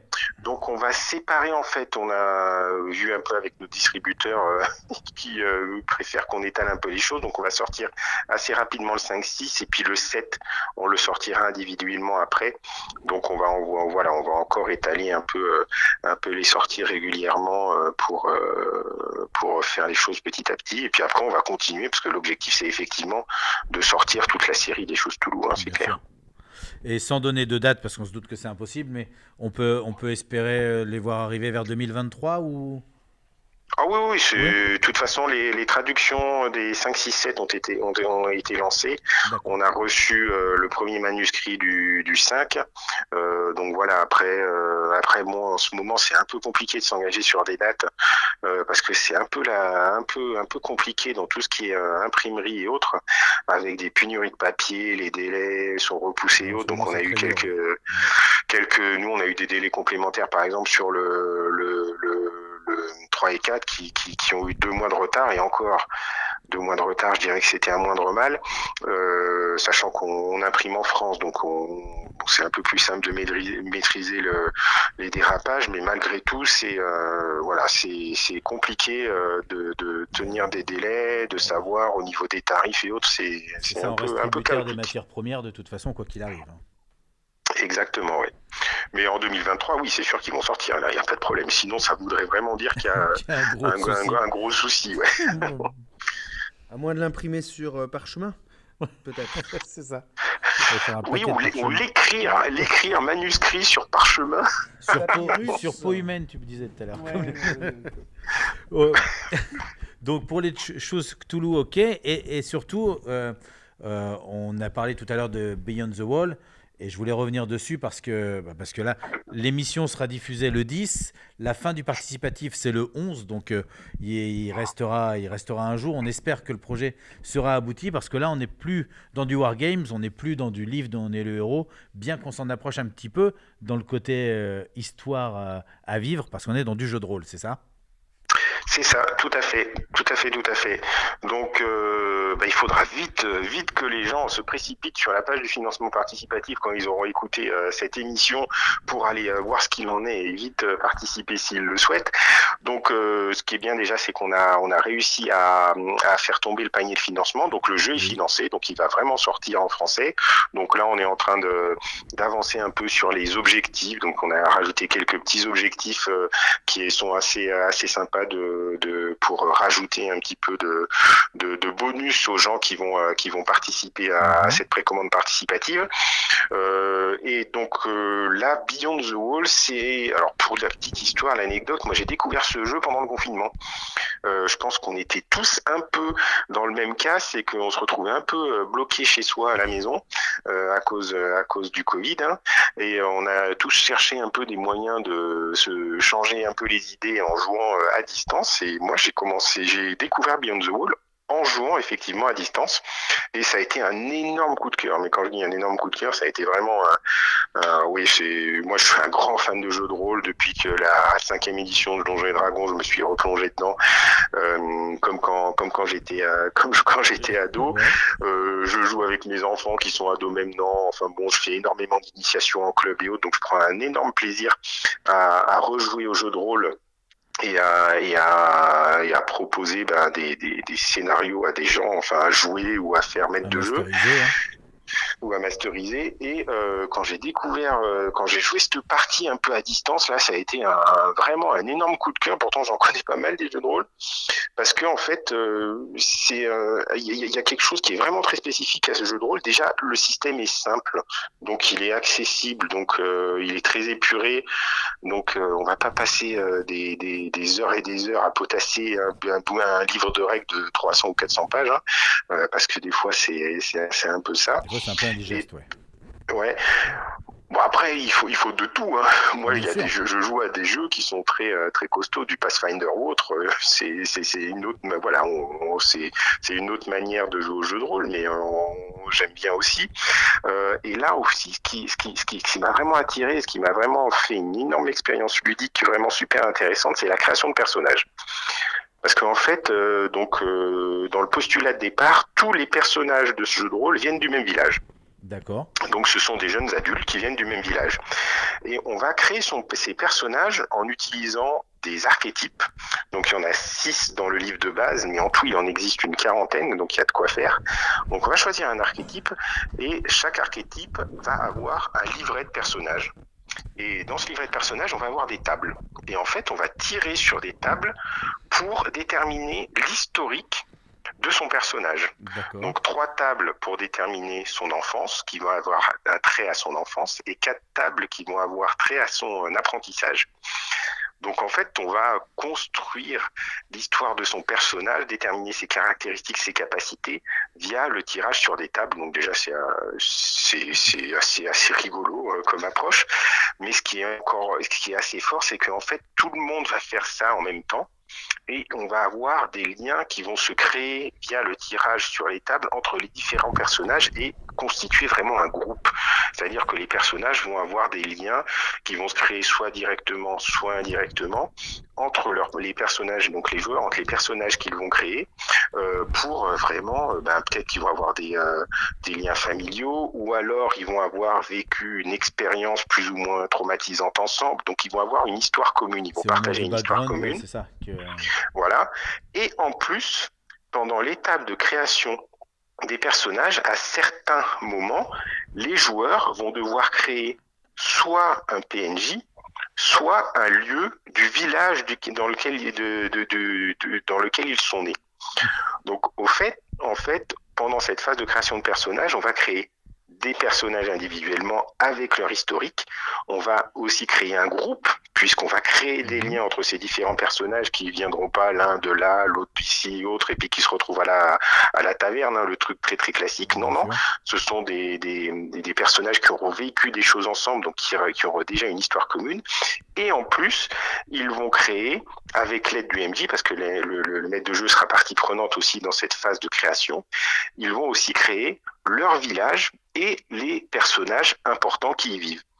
Donc au final, on va se retrouver avec quelque chose qui est assez sympa en termes d'immersion et d'implication dans le jeu, puisque en fait, on n'est pas dans le village Tatooine qui est décrit dans le module machin et autres, dans lequel le bourgmestre s'appelle ainsi, le forgeron c'est celui-là, et puis voilà. On n'est pas guidé, parce qu'en fait on va faire la création nous-mêmes, et chacun va y mettre un petit peu sa patte. C'est ça, exactement. Donc on va avoir quelque chose qui va se créer, une espèce de bouillon créatif qui va se faire, et puis on va en fait utiliser l'imagination de l'ensemble des personnes autour de la table pour créer le cadre de jeu de départ des personnages. Et Après, donc ça c'est la partie donc livret de personnages. On pourrait s'arrêter là, déjà ça serait sympa, mais en plus ils ont fait une partie, ils ont livret de scénario sur le même principe, c'est-à-dire que l'intrigue du scénario et le scénario lui-même va se déterminer en lançant les dés sur des tables. Donc de la même manière.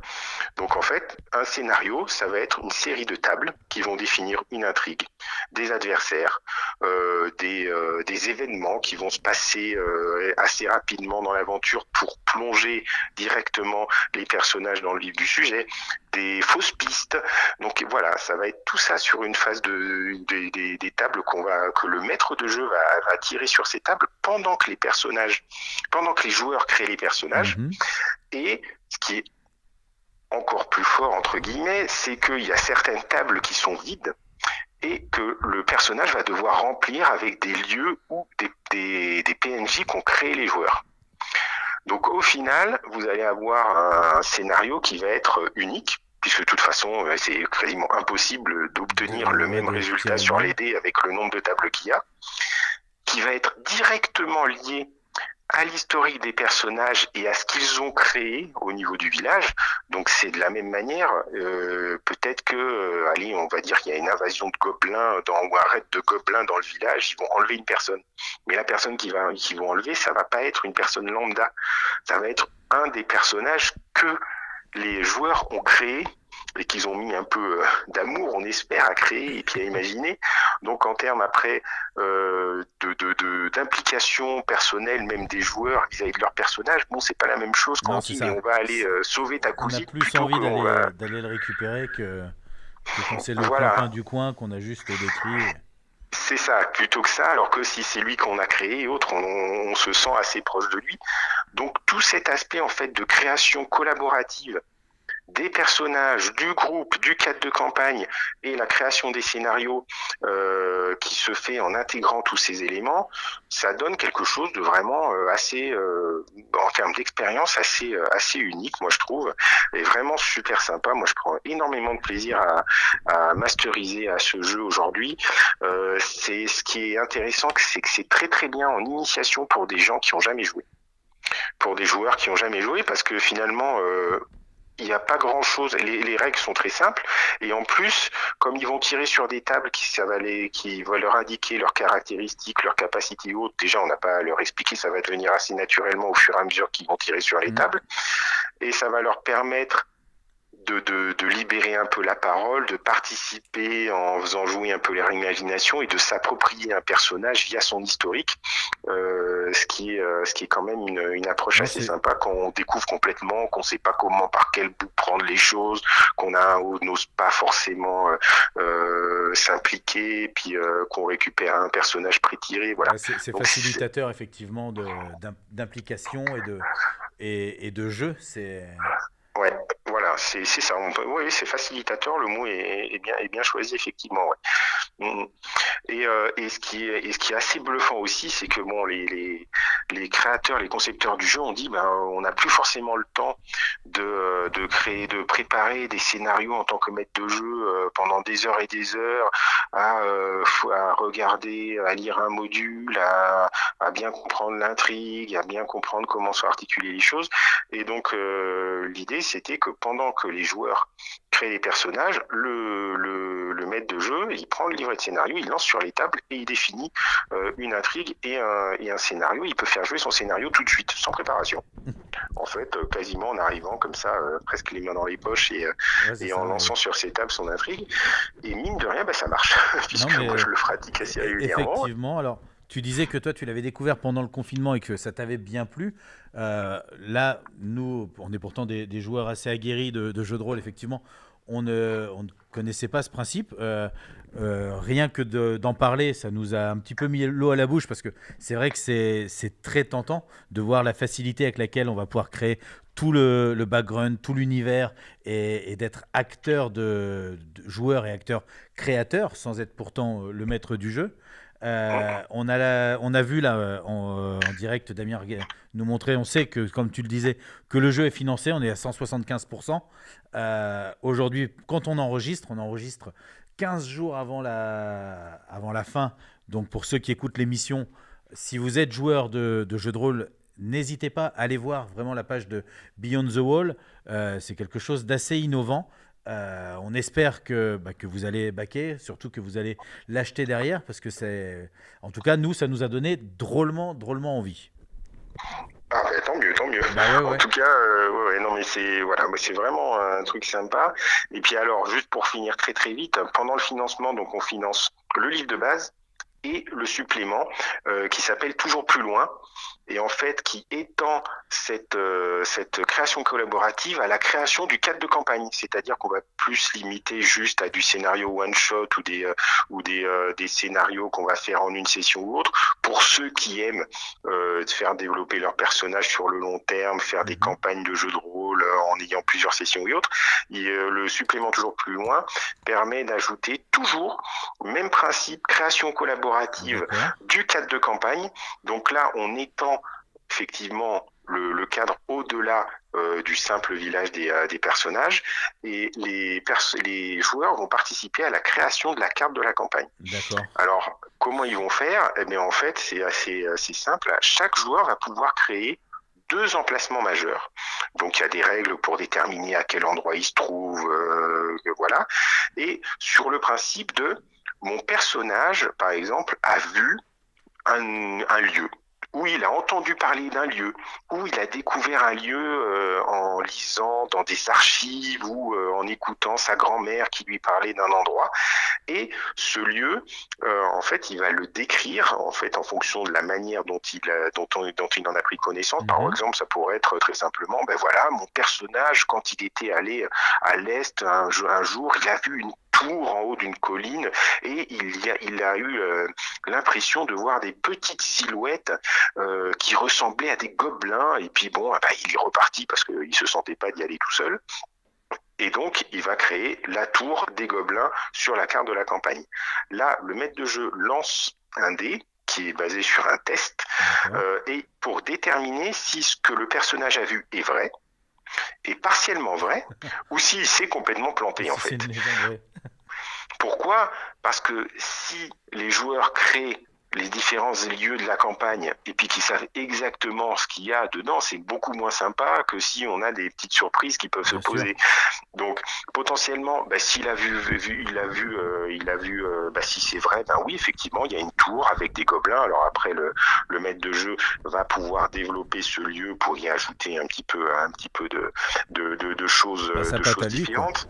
Voilà, un peu sa patte, et puis pour que les personnages soient un peu surpris.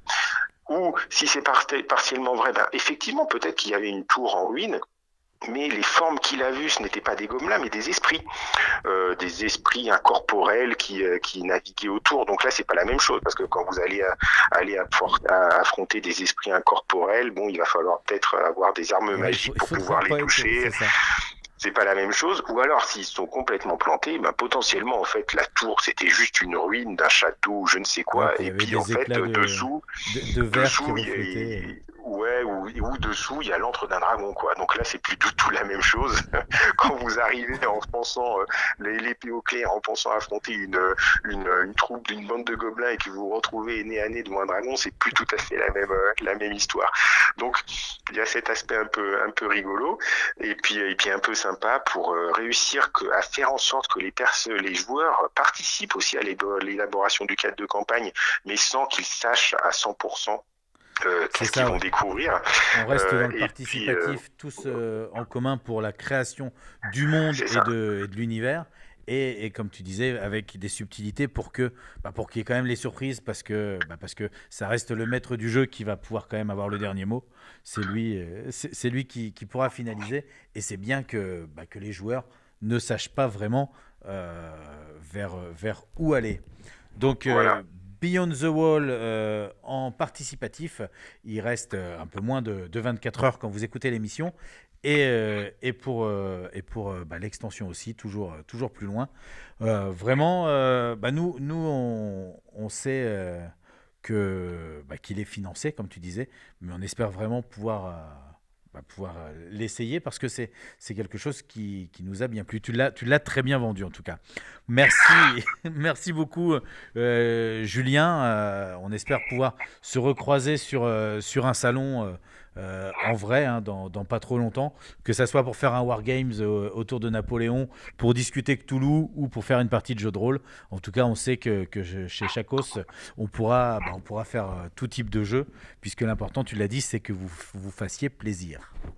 Voilà, et puis ça sera avec grand plaisir si on peut se rencontrer en chair et en os. Et puis en tout cas, c'était super sympa de nous solliciter pour une émission, parce que c'est important aussi pour nous de pouvoir gagner un peu en visibilité, parce que bon, c'est un peu compliqué aujourd'hui, hein. Il y a beaucoup de choses dans le paysage ludique, donc d'avoir un petit focus comme ça, c'est très sympa, c'est bien, c'est super. Eh ben, content d'avoir pu faire ça. Nous, on essaye de donner la parole à tout le monde. C'est vraiment l'idée, et surtout de donner la parole sur des projets qui nous plaisent aussi. C'est ça notre credo. Bon, c'est génial. Merci beaucoup, Julien. Très bonne soirée à toi. Merci, de même. Au revoir. Moi, il y a un truc que je remarque quand je regarde les chiffres du participatif. On va arrondir. Il y a 100 personnes, j'arrondis à l'heure où on enregistre, il y a 100 personnes qui ont participé, un peu plus. Ils ont récolté 10 000 euros. Il y a plusieurs paliers. On va dire que tu peux avoir le livre en PDF à 35 euros et le livre physique avec l'écran devant toi à 100 euros.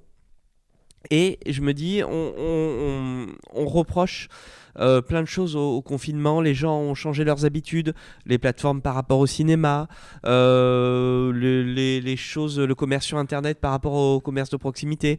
Quoi qu'on y revient aussi, parce qu'on se dit, tiens, c'était bien le côté proche des gens et tout. Et je me dis, le jeu de rôle, il n'a pas changé. Parce que tu as vu, il pourrait avoir ce jeu en PDF pour 20 balles, 30 balles. Eh ben non, 100 personnes... 10 000 euros, c'est que tout le monde a mis, d'ailleurs le chiffre exact, c'est qu'il y a 118 personnes, sur les 118, il y en a 96 qui l'ont acheté le pack complet en bouquin physique, quoi, je dirais, en papier, quoi. Et je trouve ça beau de se dire que tout est dans l'imagination, donc c'est totalement, pour ma part, et vous allez pouvoir m'expliquer là-dessus, pour ma part, je me dis c'est un univers totalement dématérialisé, puisque tout se passe dans l'imagination des gens, et pourtant, ce lien au papier, il est très important. Peut-être que vous avez une explication là-dessus, vous. J'ai pas d'explication, mais c'est clairement un trait hyper marqué des joueurs de jeux de rôle, c'est qu'ils sont fétichistes de leurs bouquins, quoi.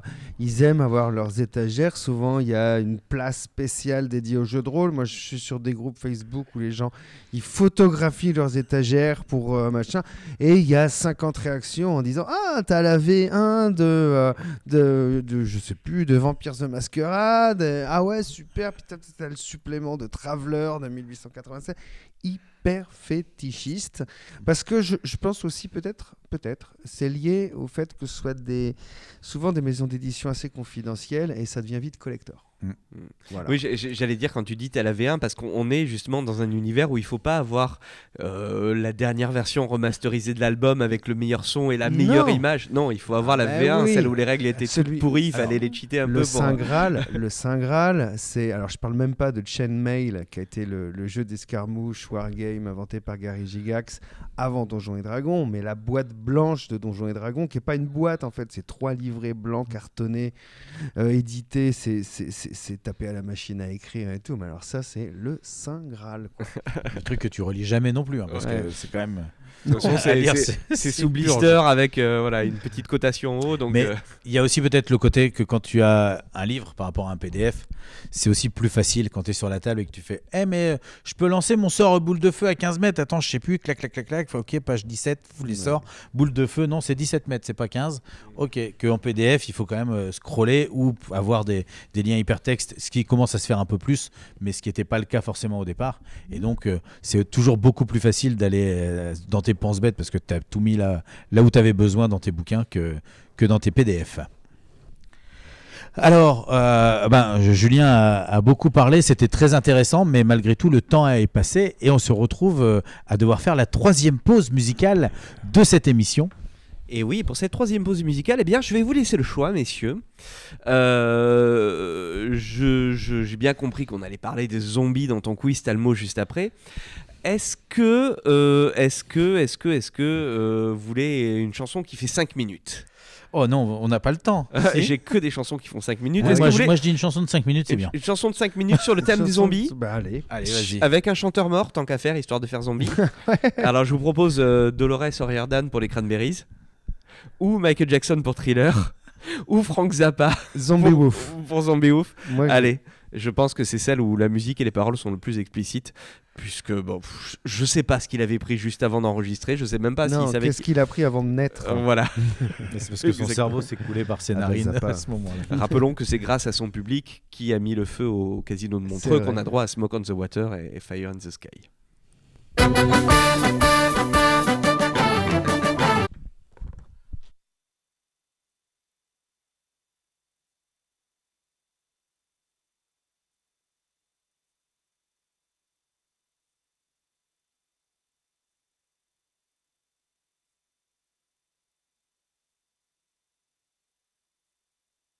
C'est pareil pour.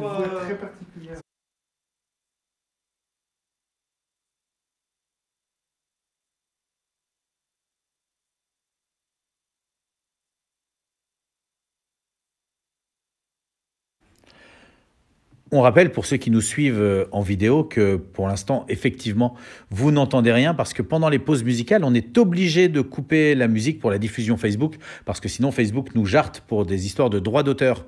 Donc pour les prochaines vidéos, il y aura un insert à ce moment-là, un insert sonore que vous entendrez qui vous expliquera tout ça. On va mettre aussi quelques inserts pour les moments de coup de fil, par exemple, un petit peu long pour que vous soyez pas tout le temps à regarder mes mollets ou entre mes cuisses. On essaiera de trouver des choses un petit peu plus télégéniques, on va dire. Mais en tout cas, pour l'instant, il faudra patienter jusqu'à la fin de la chanson, malheureusement, pour pouvoir avoir le retour du son.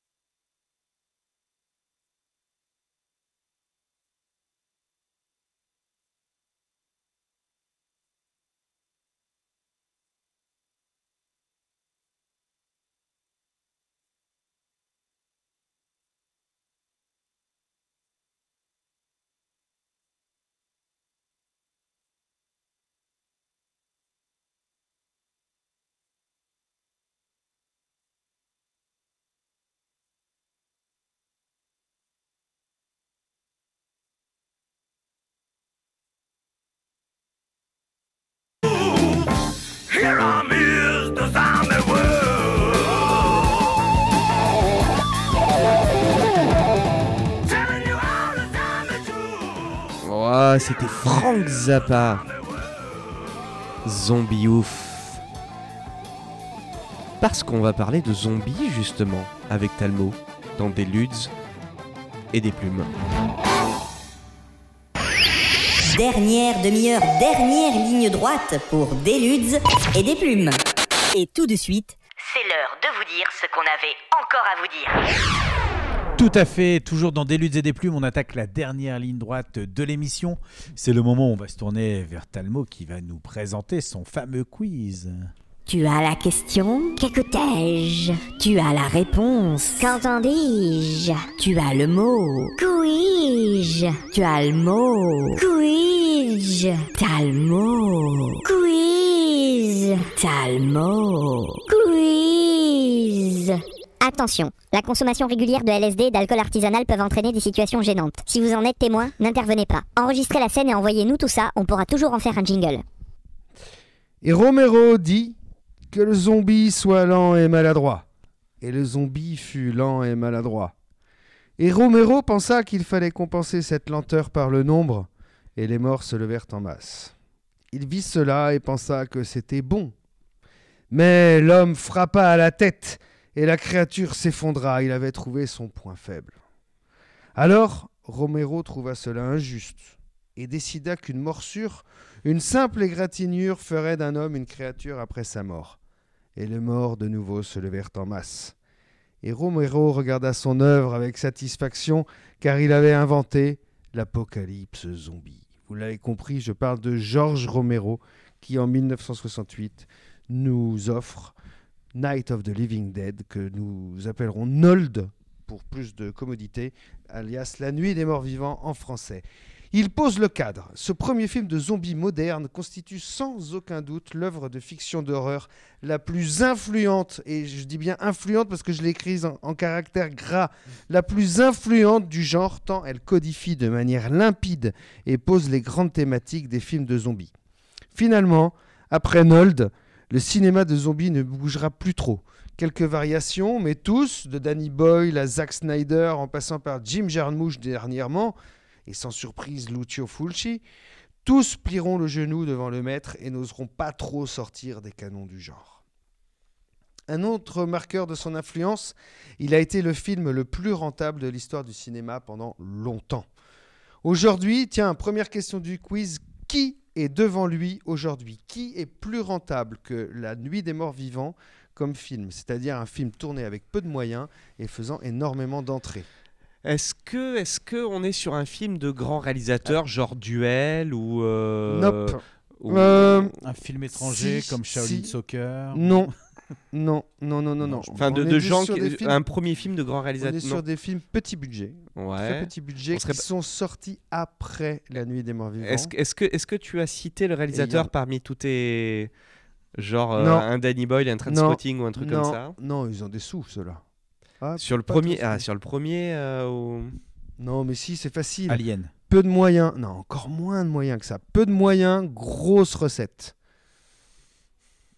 Vous ne trouvez pas? Les premiers Star Wars. Bon, c'est du... allez, je vais vous mettre du found footage. C'est du found footage. Sur les 4, il y en a 2. Found footage, c'est un film qui est filmé sur... comme si on retrouvait des vieilles bandes. Ah bah, Blair Witch. Blair Witch en fait partie. Mais il y en a un qui a ramené encore plus de sous et qui a coûté encore moins d'argent. Paranormal Activity, qui est quand même pas aussi exceptionnel que ça. Mad Max a été plus rentable encore que La Nuit des Morts Vivants, mais je pense qu'il a coûté quand même plus cher. El Mariachi de Robert Rodriguez. Et on en avait parlé la semaine dernière, oui. Et effectivement, qui multipliait les plans avec une seule caméra pour faire croire qu'il avait toute une pléiade de caméras et de cadreurs, de choses comme ça. Exactement. Super Size Me, mais qui est plus un documentaire, vous savez, Jason Spurlock, là. Hein. Et puis après, il y a La Nuit des Morts Vivants. Et après, juste derrière, Rocky. Ouais. La Nuit des Morts Vivants a été un film plus rentable que Rocky. Mais continuons. Fuir, survivre, former une communauté, l'effondrement de nos institutions, la contamination, tout y est. Alors, petit passage en revue des tropes, des gros clichés, des incontournables du film de zombies. Donc, je vous lis la description et vous me nommez le trope. Si c'est approchant, nommable. si c'est pas vraiment les termes, j'accepterai quand même. Alors, trope numéro 1. Je suis un dérisoire moyen de limiter les assauts de la horde. En réalité, je permets surtout de filmer d'angoissantes scènes pleines de bras tendus par les interstices et de clous qui palissades, commencent... Une barricade. Exactement. Les planches clouées aux fenêtres et barricades en tout genre. Et de clous qui commencent à s'arracher. Je suis aussi l'image de l'adaptation, du bricolage post-apocalyptique et parfois de l'entraide qui, au final, ne servira à rien. Trope numéro 2. Au cœur de l'horreur. Sur qui puis-je réellement compter ? À qui puis-je faire confiance ici ? Et cet autre groupe de survivants, mais que veulent-ils ? Ils semblent féroces, mais qui sont-ils réellement ? Dans Zombie, par exemple, Dawn of the Dead, le deuxième, celui qu'on a vu ensemble au cinéma, Damien, une bande de motards vient piller le centre commercial où sont retranchés les survivants, faisant entrer la horde et tout est foutu. Dans la nuit des morts vivants, le groupe de survivants est fragile, jamais d'accord, et pour couronner le tout, le héros sera tué par des miliciens le prenant pour un zombie. Qu'est-ce qui est le pire, la horde ou les autres survivants ? Vous ne me l'avez pas trouvé, je Si, viens de c'est vous vrai, donner... L'homme est c'est le côté, pire des... Ouais, c'est des prédateurs, c'est enfin, ça, des- en fait.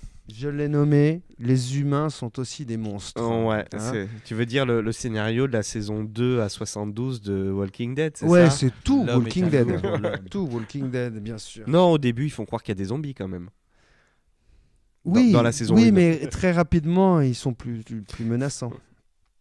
Alors, qu'ils soient zombies ou rescapés, le danger vient de l'intérieur, au sein de la famille d'abord. Pas un film de zombies ne nous l'épargne. Dans Night of the Living Dead, il y a une petite fille. Les À la asticots. Attention. Ah, oui, oui, moi je dirais, il n'y a pas le lien du sang. Si tu as été mordu, si tu as une griffure, il faut le tuer d'abord. Attends. J'y suis pas encore. Tu vas trop vite. Non, mais il y a une petite fille à la cave qui bouffe ses parents. Alors, une self-made orpheline, tu vois. Dans Walking Dead et dans d'autres, nombreux sont ceux qui, comme Herschel, conservent les membres infectés de leur famille en espérant qu'on sache les soigner un Ah, c'est jour. pour trouver le C'est- remède. C'est pas un nouveau trope, hein, c'est le même. C'est Ah. les humains sont pires que les zombies. Bon, je vois que vous voulez un nouveau trope, donc je saute au suivant. Alors, ce peut être un patient zéro échappé d'un labo clandestin ou un accident industriel ou même une multinationale cynique qui ne contrôle pas tout ce qu'elle teste. Mais après Romero, l'origine vaudou du Le zombie virus. va disparaître et au profit d'angoisses nettement plus contemporaines. Hein, tu l'as, Ouais. Alex, tu l'as. Au profit d'angoisses nettement plus contemporaines. La palme revient quand même au virus Z qui se transmet par morsure ou échange de fluide dans 28 jours plus tard. C'est l'origine humaine et technologique des zombies qui commence à nous intéresser. Avant, non. Avant, c'est la sorcellerie. Et puis avec Romero, parce que dans La Nuit des Morts Vivants, l'explication qui passe par la radio, je vous la redonne, c'est un astéroïde qui vient de Vénus, que la NASA aurait tenté de détruire et qui projette des radiations sur Terre. Et là, boum, boum, boum, les morts se relèvent. Ça tombe bien, la NASA va tenter de détruire un astéroïde, non, de dévier Ouais, un astéroïde c'est vrai. cette nuit à 1h14, alors heure locale d'enregistrement de l'émission. Voilà, peut-être que Ouais, l'émission peut-être. sera jamais Dans 15 diffusée parce jours, ouais, c'est qu'entre-temps, on C'est sera 15 tous jours morts. si on est barricadés. Oh là là, ce serait une émission historique qu'on enregistre. La dernière fois que je fais une blague dans l'émission, c'était à propos d'un virus chinois. Ouais, J'ai dit, voilà. on en parlera Ah ouais, plus dans 15 jours. C'était le Covid. C'était il y a 3 ans. Donc je vais m'abstenir de blaguer là-dessus. Après au sujet de cette origine de la zombification, de l'apocalypse zombie, il y a quelques variantes pittoresques. Et je notais celle de Rec. Vous avez vu Rec, le film espagnol, qui a un found footage aussi. Et c'est un envoûtement satanique qui va donner lieu à... C'est pas un problème de voisinage dans Vous savez, Rec? vous voyez là. Ça se Bah, termine comme c'est ça. C'est pas Si, celui c'est un qui peu se passe ça, dans ouais. un film dans un immeuble en Espagne? Si, si. Si, c'est ça. Oh, c'est juste des voisins qui sont chiants, quoi. Ah C'est non, du non, tapage non, non, nocturne. non, et, il y a C'est quelqu'un, Projet il y a X en quelqu'un, Espagne. il y a quelqu'un au grenier. Oui. Ah Et on ouais, tombe j'ai sur dû, des- j'ai dû me cacher les yeux On à ce tombe sur moment-là. des alors. vieilles photos qui t'expliquent que c'est quelqu'un qui a été foutu au grenier volontairement, je crois. Allez, je continue. Citation de Zombie. Quand l'enfer n'a plus assez de place, les morts reviennent sur la terre. Il n'y aura pas de retour. On le sait tous. La vie ne sera plus jamais la même. C'est un trope, c'est un cliché du film du zombie. C'est pas un cliché, on va dire. C'est sort de la terre. Non, c'est quelque chose qui apparaît avec Romero et qu'on n'a pas avant. C'est l'idée de Du mort-vivant. non que le monde bascule. C'est la panique, c'est l'apocalypse. Ouais, c'est ça. Avant, c'est pas forcément l'apocalypse, c'est juste une parenthèse dans l'histoire, mais la vie va reprendre son cours. Chez Romero, non. La vie ne reprendra jamais son cours comme auparavant. Et Sauf chez les morts. il y a bien un point de bascule. D'ailleurs, comment il nous le suggère, c'est que très tôt, dans tous ces films, pour ainsi dire, la police, l'armée, l'autorité, en gros, en prend toujours plein la gueule et ne sert à rien. Donc les institutions s'effondrent et c'est bien un marqueur que ça y est, c'est la fin du monde.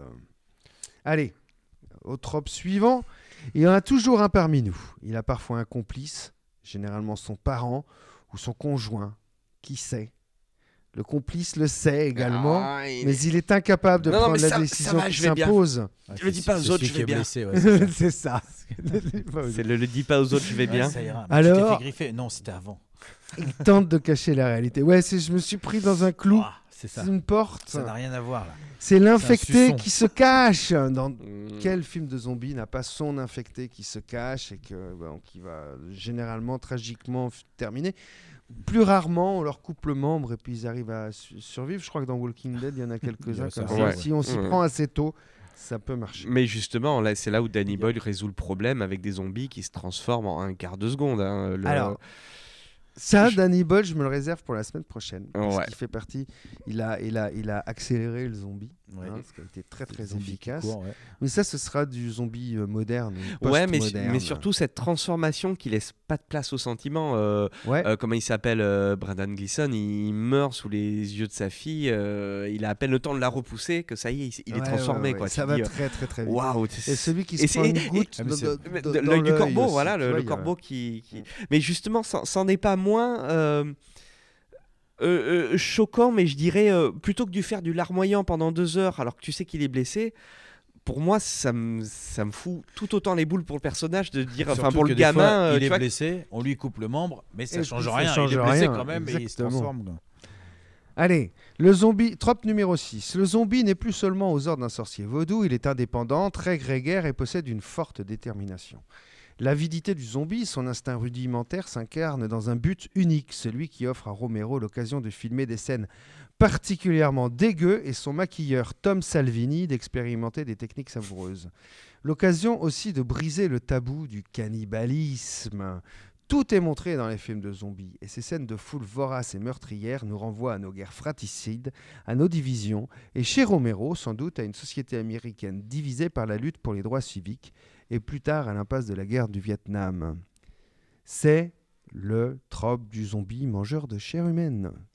Tout simplement. Avant, le zombie ne mange pas de chair il humaine. mangeait pas de. C'est Romero qui introduit ça. Alors, pour la petite histoire, Tom Savini, vous voyez qui c'est ?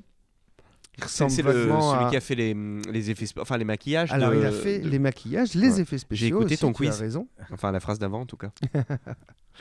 Il ressemble vaguement à Roger Carrel, là, vous savez, la voix de Astérix. CSPO, tout ça.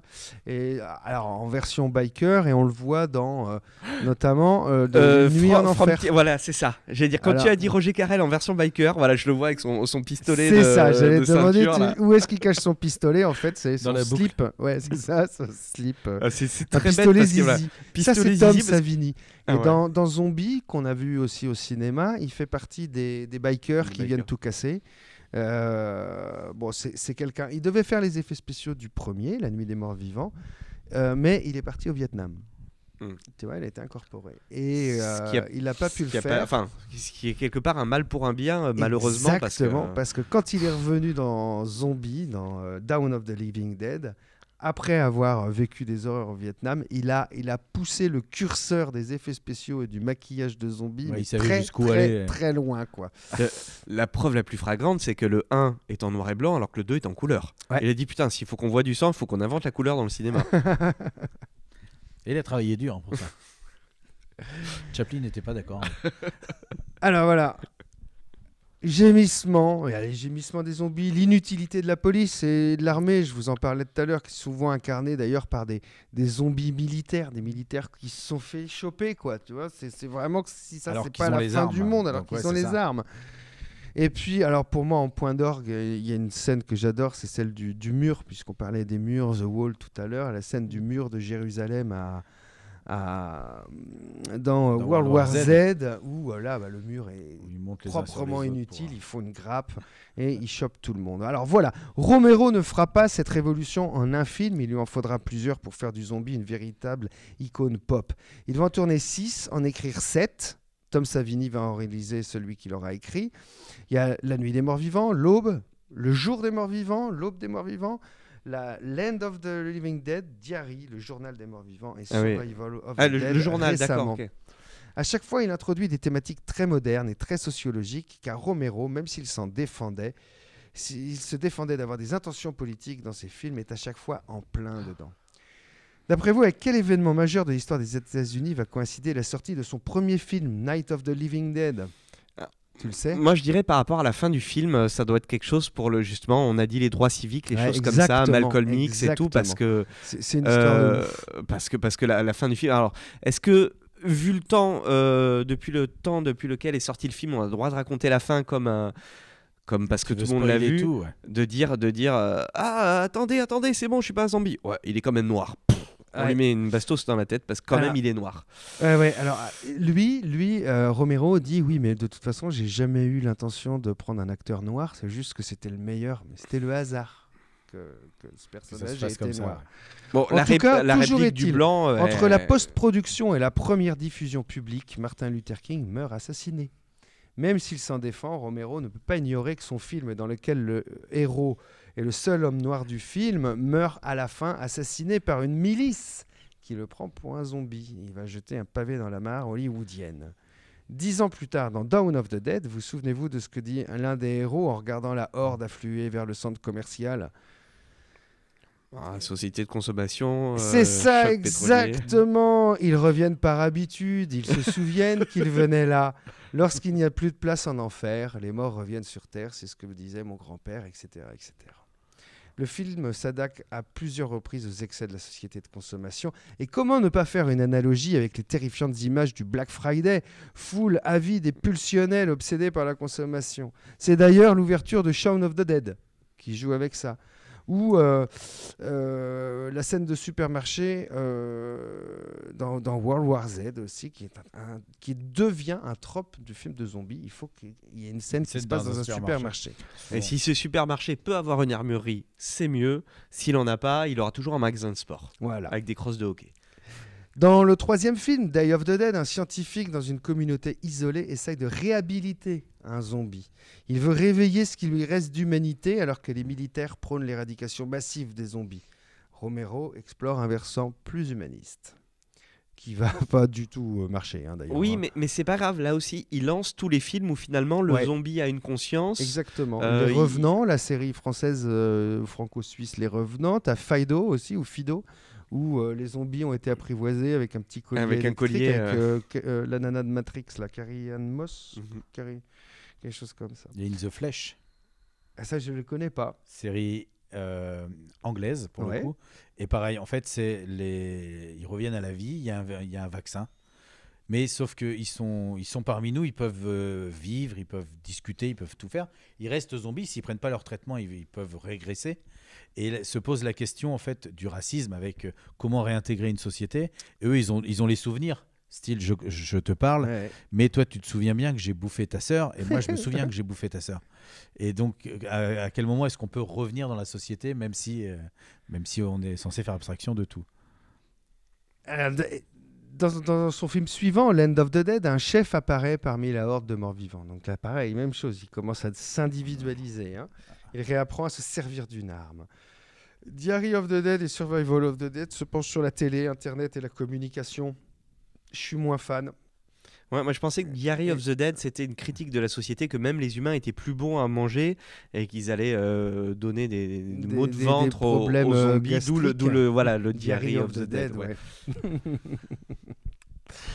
Alors également, pour comprendre le contexte d'apparition de l'œuvre de Romero, il faut considérer qu'au début des années 70, je ne sais plus si je vous l'ai dit l'autre jour, le cinéma se porte mal. La TV capte l'attention du public et les investissements des producteurs. Le cinéma va alors occuper les salles de cinéma bis, de série Z, de films d'exploitation, et le film d'épouvante, lui, va s'enrichir de cette situation. C'est là que vont naître les slashers d'ailleurs. Le cinéma doit proposer une expérience extrême pour se démarquer de la télé. C'est comme ça que naît donc le slasher, le film de zombies, le cinéma adulte et le cinéma d'exploitation. Merci Monsieur Romero, merci Monsieur Savini également, maquilleur en chef qui n'a pas pu participer au premier film.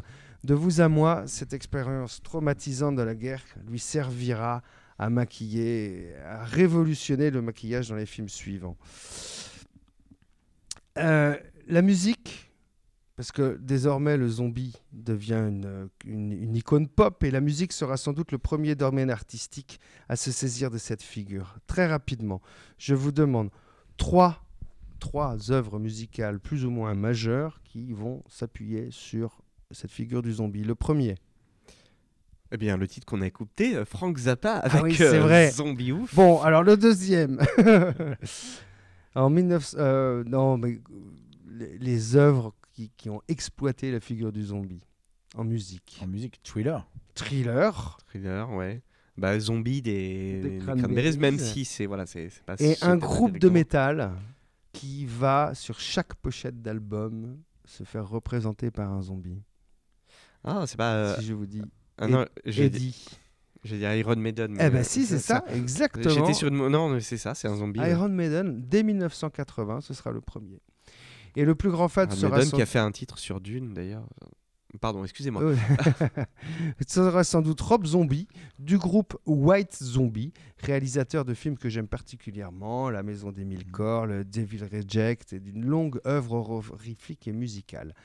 Pour le meilleur donc, mais aussi pour le pire, car le zombie va être entraîné bien entendu vers la série B, voire la série Z, d'où l'apparition de sous-genres du zombie qui n'ont parfois rien compris aux propos originels. Alors, tous ces genres différents, on sera obligé d'en parler une prochaine fois. Nous les convoquerons pour la prochaine Exactement, émission. parce que malheureusement, le temps passe encore et encore. Vous le voyez, pour ceux qui ont la vidéo, on a des jeux qui sont devant nous. On avait Complice, Wonder Book et l'Insondable. Là, malheureusement, il va être trop tard pour en parler, mais ce n'est pas grave parce que comme les chroniques sont faites, ce sont des jeux que l'on va pouvoir ramener dans 15 jours. D'ici là, on va vous faire des gros bisous. On vous laisse soit regarder à nouveau la vidéo s'il y a des choses que vous n'avez pas compris, ou alors réécouter en podcast cette émission de quelque manière que ce soit. Nous, on va aller préparer la prochaine. On va se quitter en musique comme il se doit. Avec les Cranberries, donc, et Zombie.